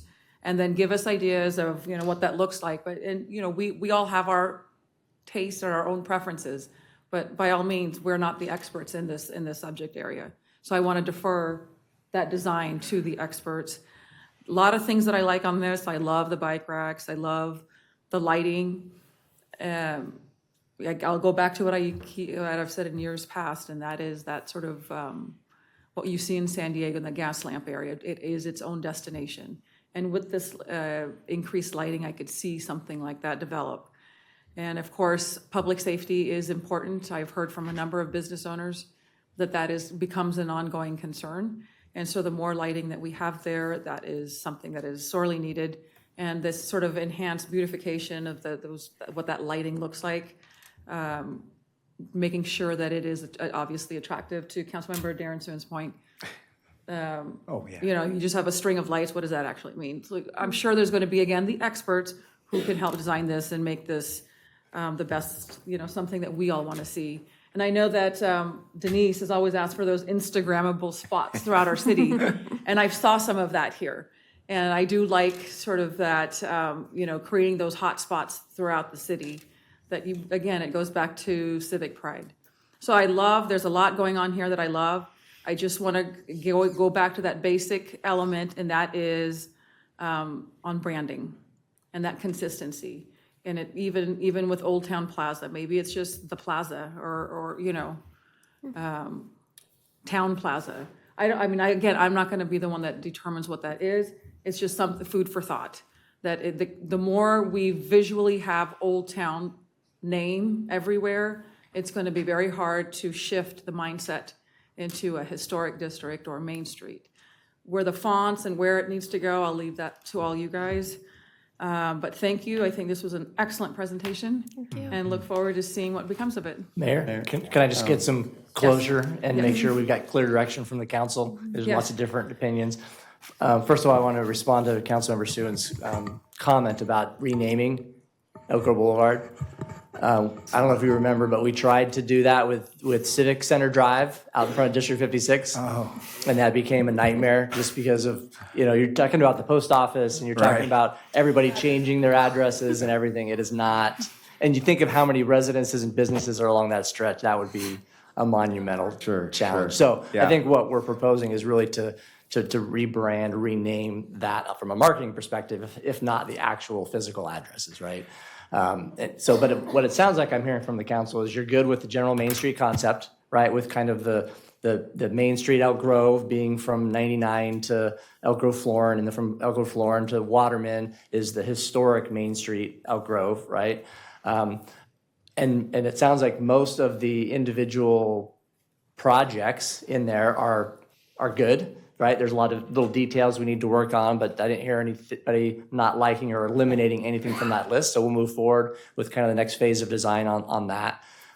If we can, you get the right page up. I would like some direction on a couple of these things. First is on the far right is the most recent, I guess, suggestion based on the feedback we heard, which again moves the historic above Main Street and has it a little bit more prominently versus the one in the middle, which again has it a little bit. So I think I heard from a couple of you that you liked the historic above, the little bit more prominent there. Is that the consensus of the city council, that the one on the far right, both of those two is the direction you want to go in? Or would you prefer to stick with the one in the middle?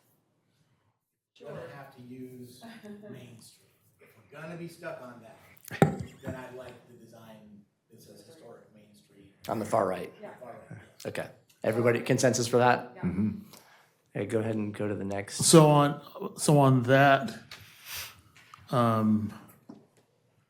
Just, I want to make one comment before you speak, Yeah, Raf, if you yeah, don't mind. go ahead. It's just, so just keep in mind, to be consistent for what Mayor was saying, things in that area right now do say historic Elk Grove like this. So we would potentially need to replace You'd have to replace things it. like, the bathroom and things like that.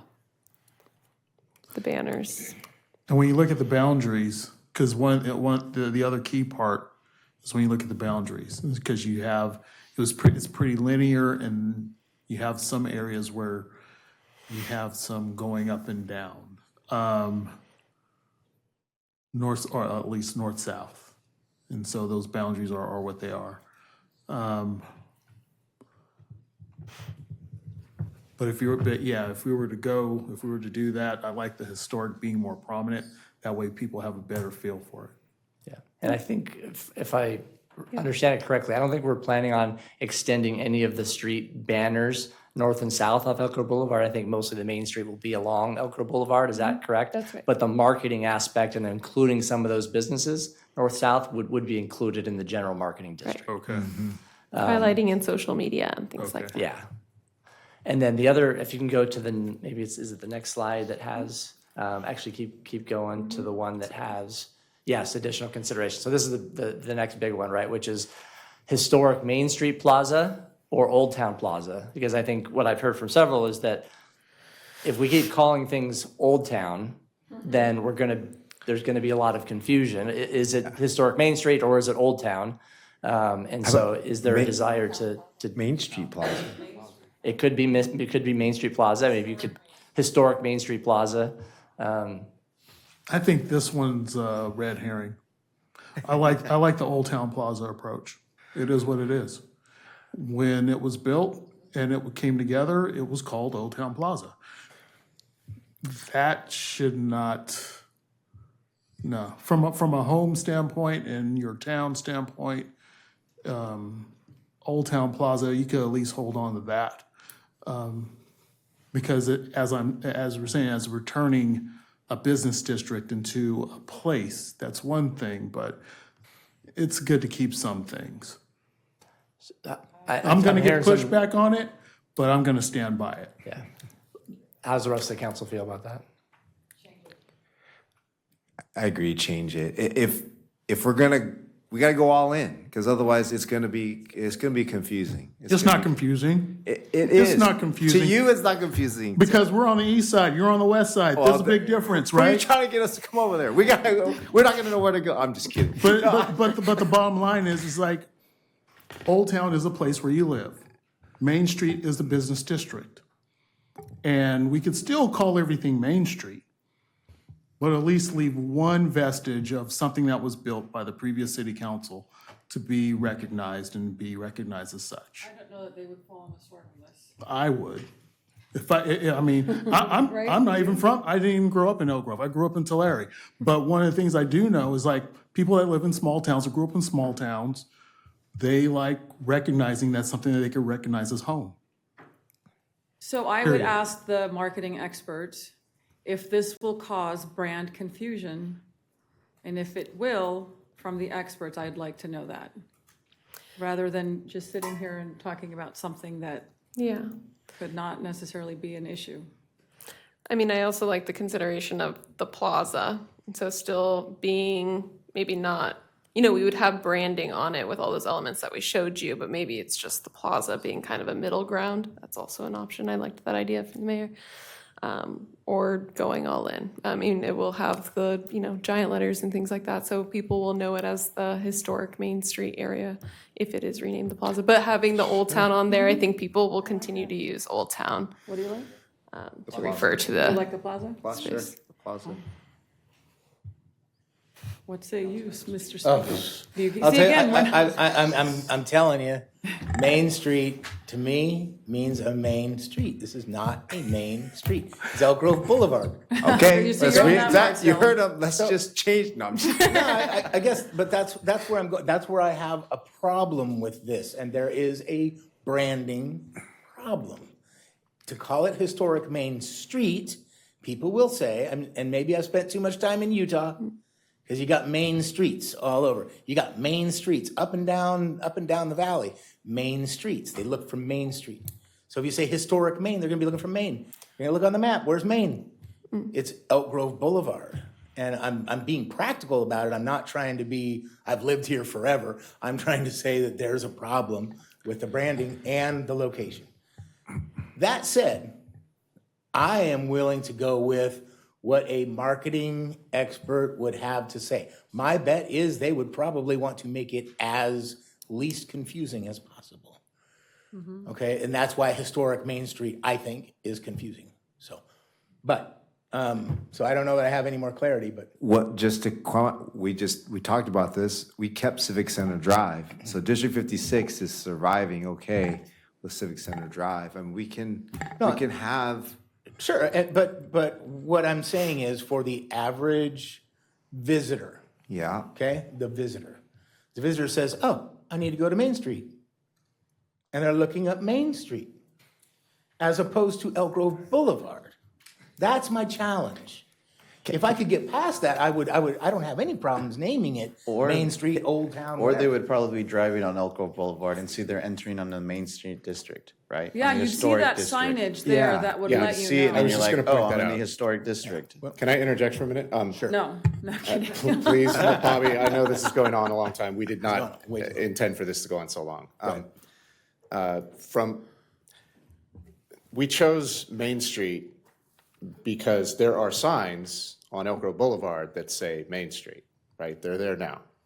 They're historic-looking signs, they're blade signs, they're in two different locations. My understanding is the street used to be called Main Street, like that was its original Not name. during my history, but, Yeah. and I think I've established myself as the oldest in the room. Okay, well, I could be wrong, but there are blade signs down there now that say Main Street. And I might suggest that it's probably not a good idea to rename the sign, but we could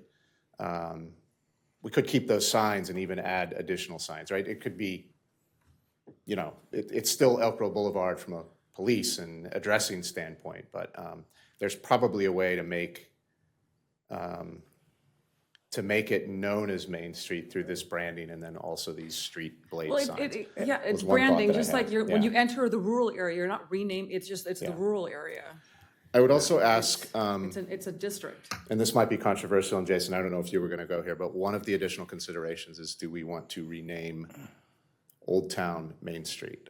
From an economic, I'm your economic development director, right? I mean, no disrespect to anybody who is passionate or nostalgic about the name Old Town, but from a marketing standpoint, we should rename it Main Street. So the Old Town SBA becomes the Historic Main Street SBA, et cetera.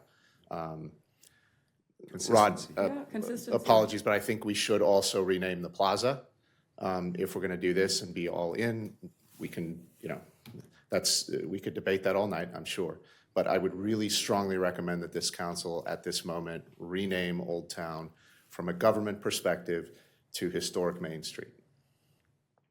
All right, Historic Main Street as a business district, correct? I mean, And as, if we're gonna call as the it way what the it city is, of Elk Grove refers to that district. Historic Main Street. Yes. That's what we're in that's what agreement I'm on. recommending. We're always gonna be in disagreement on the naming of Old Town Plaza. Okay, fair enough, Rod.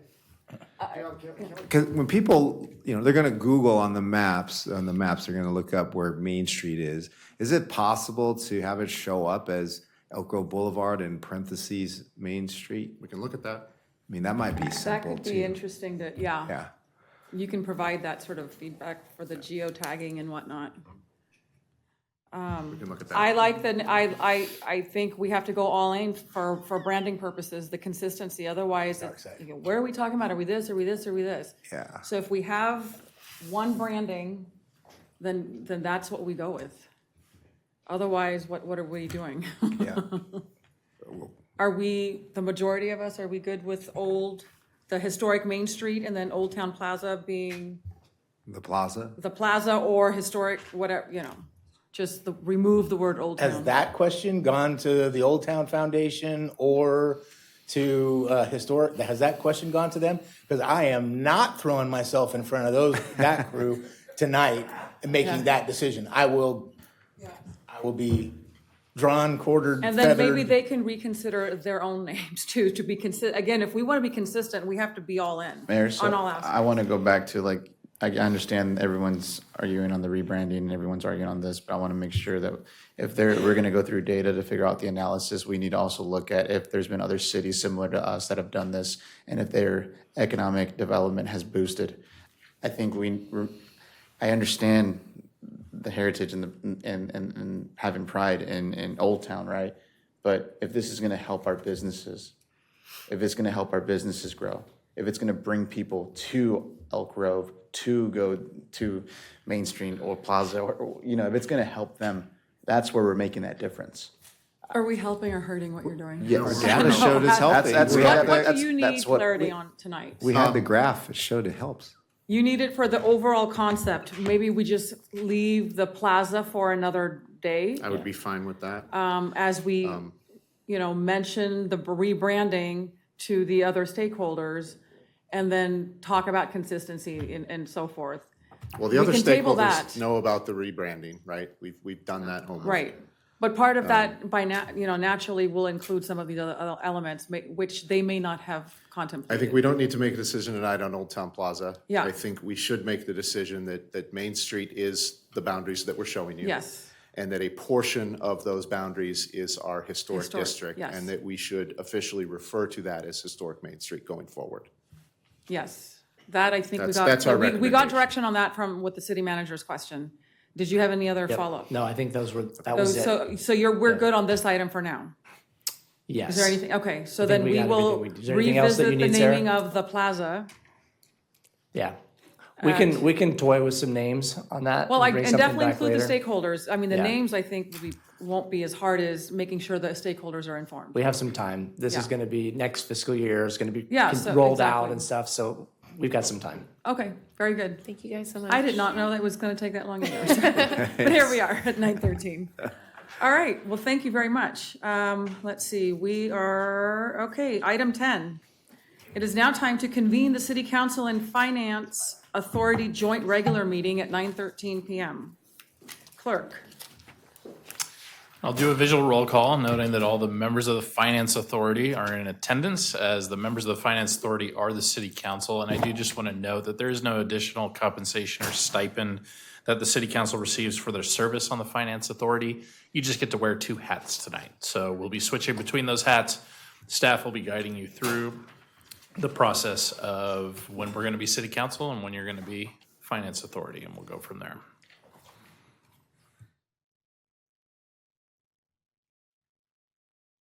All right. Good evening, Madam Mayor and members of the City Council.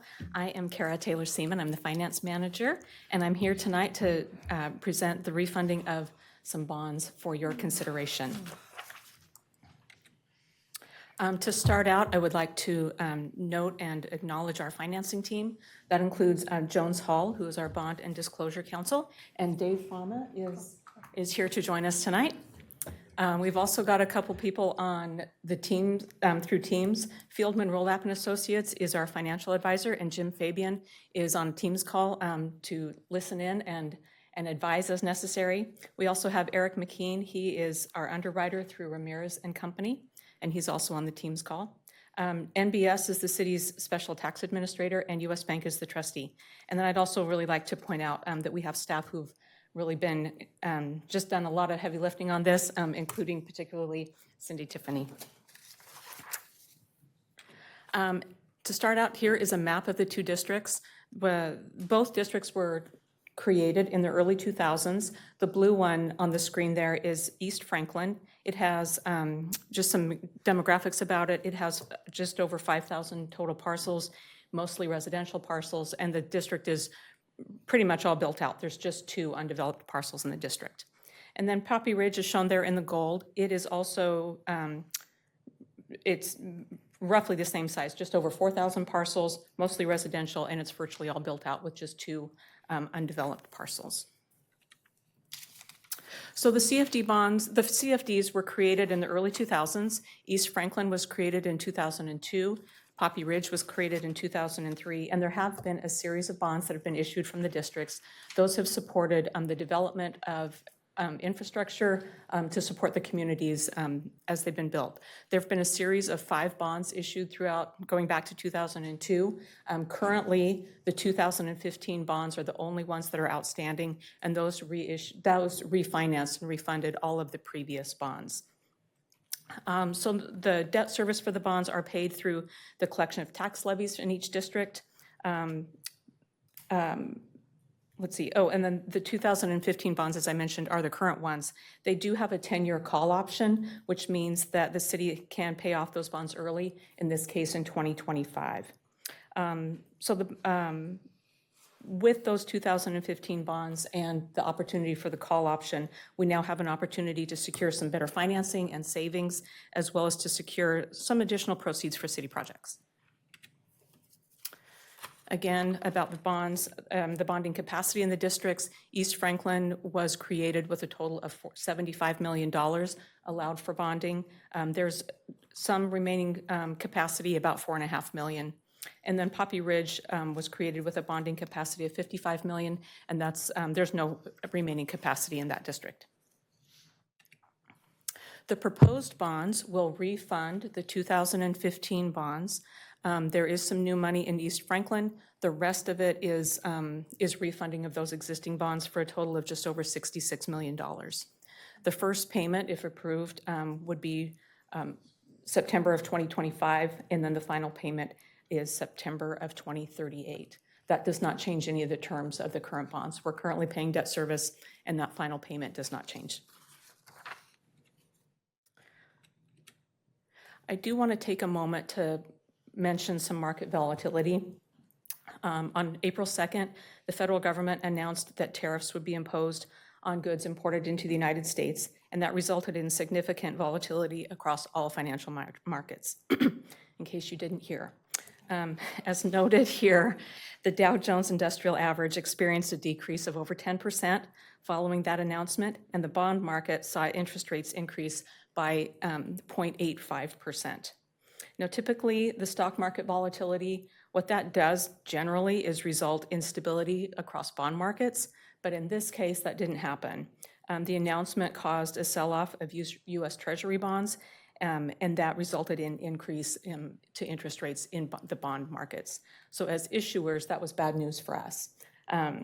The municipal market data, the MMD index, is the index that's used to determine interest rates on tax-exempt bonds, and those are the types of bonds that our CFDs hold and that we're considering tonight. The more recent announcement that tariffs would be delayed have stabilized the markets and all financial markets. Since this announcement, staff worked together with our financial advisors and identified some clear parameters for entering the market, and that's only if the net present value, the savings on those existing bonds, that we save at least 6% on those in our debt service, and also that our interest costs are lower than 3.85%, which is the interest rate on the existing bonds. So these good faith estimates, those reflect market rates as of the morning of April 14th. I'm happy to say that there has been more stability, so we are looking at better terms than what we see here. But these are the numbers that are reflected on the staff report and what we had to go with when we had to publish. The cost of issuance and other expenses total approximately $980,000. Most of those will be paid only upon the successful issuance of the bonds, but there is one exception. And I'll get to this in a minute, but the cost for, so Standard & Poor's has done a rating update for our districts. And the cost for that rating update is incurred regardless of whether the bonds go to market or not. So current estimates as of April 16th, so few days old. It may as well be the dark ages for how the market's changing. But the true interest cost there that shows 4.09%, we're now looking at 3.88%. And in talking to our financial advisors, and Eric and Jim this morning, things continue to look better, and we are monitoring this very, very closely. The savings there shows $2.7 million, or 4.02%, is now looking to be about $4 million and just over 6%. So again, looking much better than what we had when we went to publish. Tentatively, we're looking at bond closing on June 4th, but again, we are looking to hit those watermarks to make that happen.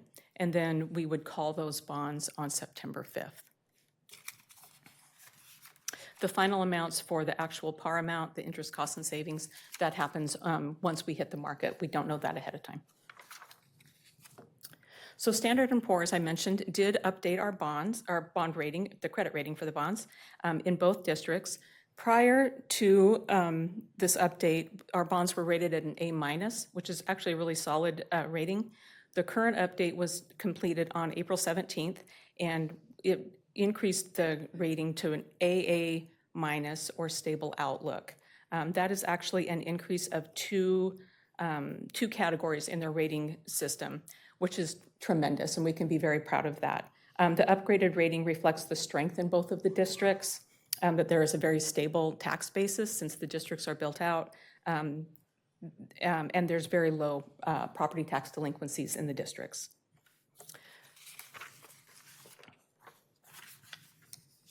For revenues and expenditures, bond proceeds have always been used to support development.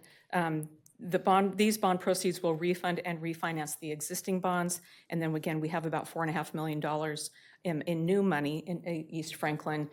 Staff proposes that we use that money towards a project that will support the Camera Road extension. Each district was created with its own set of formation documents, and those detail all of the eligible expenditures. Bonds, again, all bond proceeds are used and will be continued to be used for public improvements. The structure of the bonds don't really change from the Series 2015 bonds. Property taxpayers will not see any changes in their tax levies.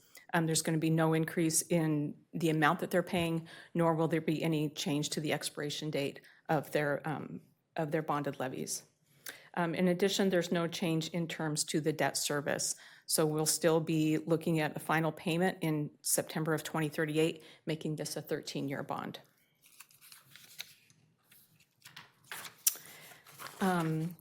Quickly on compliance, the city has always met the terms of compliance requirements. The city we have contracted with a company called NBS, and they assist us with all the disclosure requirements. That includes requirements for new issuances, which is reporting to a company or advisory commission called CDAC. We do have a debt policy, and we do disclose good faith estimates to you, our governing board. And then ongoing, staff have and continue to comply with ongoing disclosure requirements. So as recommendations, staff asks that the City Council and the Elk Grove Finance Authority adopt resolutions to authorize the issuance of the refunding bonds, the sale of refunding bonds, the issuance of new monies, and the execution of documents necessary to execute all transactions.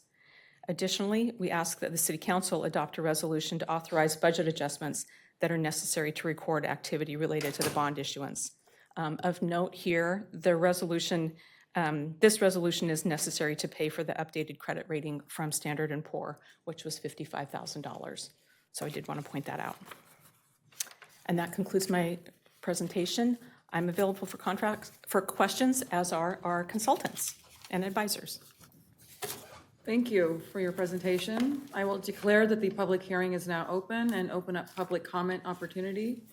Nobody has signed up on this item. I'll close public comment and declare the public hearing is now closed. Any questions or comments? If not, I'll look for a motion one. Quick question, Mayor. Kara, thank you very much for the presentation. Just wondering, so is this a policy shift from 4% to 6%? The present savings, is that what I'm seeing here? So the city does have a debt policy that says that we will not refinance unless we achieve at least a 3%. 3%, yeah. Yeah, 3% savings. Yeah. We've historically seen savings much greater than that. And prior to this disturbance in the financial markets, we were seeing savings of roughly 6%, but even as high as 8%.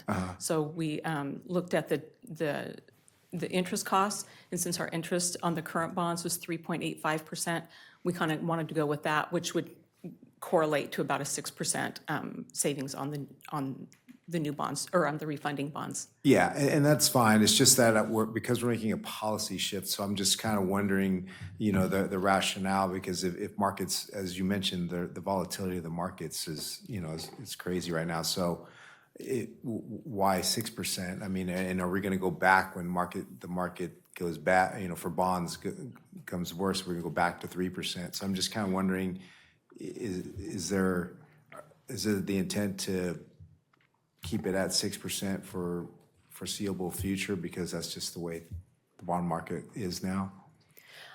From what, and I'll let our advisors jump in if they would like to. And Kara, I can jump in. Oh, sure. If you'd like. So the 3% historically is really tied to regulations that don't allow us to proceed with these bonds if they're lower than 3%. So it's really just a threshold that has already been set by law.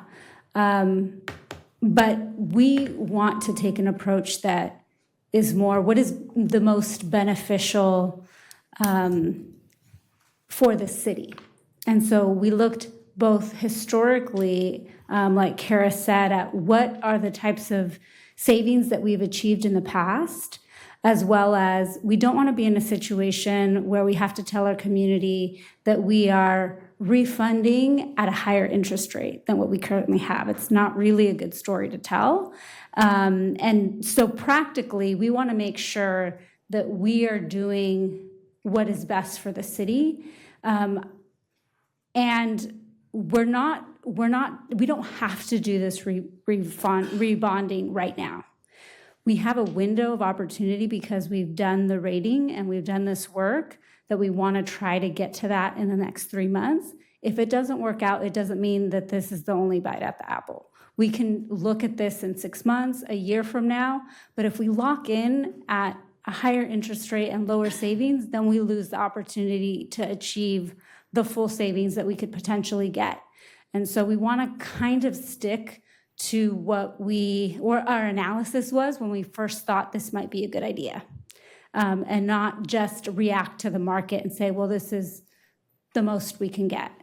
Because, and that's why we're asking for flexibility in terms of timeline. Usually give you an exact date on when we're going to go forward with the rebonding. In this case, what we're saying is we're giving you tentative, but we want the flexibility of when to enter the market based on when we think it's going to be most beneficial for the city. Okay, so I'm hearing you say that the 3% was a government threshold. We're just saying, hey, we want to save more, so we're making it a 6% Yeah. intention. Okay, that's great. And then true interest costs are lower. Is that an and or 6% and true interest costs, or is it? It's an and. It's an and. Okay. And very good. they're correlated. They're correlated. Okay, very good. Thank you very much. That's it. That's all I had. I'm happy to move the item. Any other myself. questions from anyone? Yes, Councilmember Brewer. So I thank you, Ms. Guzman, for explaining this and walking us through that. And I thank you, Kara, for the overall overview, because I think working and looking at bonds are very elaborate. And having that flexibility and knowing when to move, when to act is very important, especially based on the sound advice of our financial advisor, because they're paying very close attention to the markets on a regular basis and can really navigate those waters for us, especially when you're looking at the volatility of what we have today, where you have this very unique dynamic where you have the stock market not doing well, the bond market's not doing well, pretty much simultaneously. But at some point, the bond market tends to buoy itself. And it's always good to have that extra set of eyes knowing when to do it. We don't have to do it tomorrow. But it's just knowing that we have that flexibility to do that is very safe and very helpful. And so I thank you for both of that. And with that, I'll second the motion. All right, so I have a motion from from Councilmember Suen, and we have a second. All those in favor, please say aye. Aye. There's 3 motions, though. There's yeah. motion 2, Yeah. that was just for that one. And just because we do switch to different, this next one for the second motion will be as the Finance Authority, so we just want to make sure that we've got that clarified for motion 2. Okay, We already did motion- that. Motion 2 is the Finance Authority. Yes, so motion 2, can I get a motion? Motion, so moved. Second. All those in favor, please say aye. Aye. Thank you. Motion 3, Motion 3 is the City Council. So moved. all those. All those in favor, please say aye. Aye. All right, so now I will, yeah. It's late, Darren, it's late. Item 10.3, adjournment of the joint Elk Grove City Council Elk Grove Finance Authority meeting. We're now adjourning the joint Elk Grove City Council Elk Grove Finance Authority regular meeting at 9:31 p.m. Back to our regular meeting. Item 11, which is our council comments, future agenda items. I'll look to the left, any reports? Just the sewer district meeting today we had briefly, and that's it. Thank you. Thank you, Vice Mayor. Just wanted to say, attended Dancing on the Edge last week, and there was about 100 to 150 people there, so it was pretty cool to see that in Old Town Plaza. Thank you, Councilmember Brewer. Go there. Councilmember Brewer. Sacramento Public Library Authority Board meets tomorrow at the administrative offices at 700 H Street. Can also plug in and watch it virtually as well. Councilmember Spies? All right. I will waive my official report, but I do want to mention that the city hosted the Sacramento Housing Alliance for a very thoughtful discussion on affordable housing. It's one of many to come, and it was great. Many of their board members were there. That included Mutual Housing, the Hope Cooperative, and others. So good stuff. Thank you. With that, we will go ahead and adjourn the meeting at 9:33 p.m.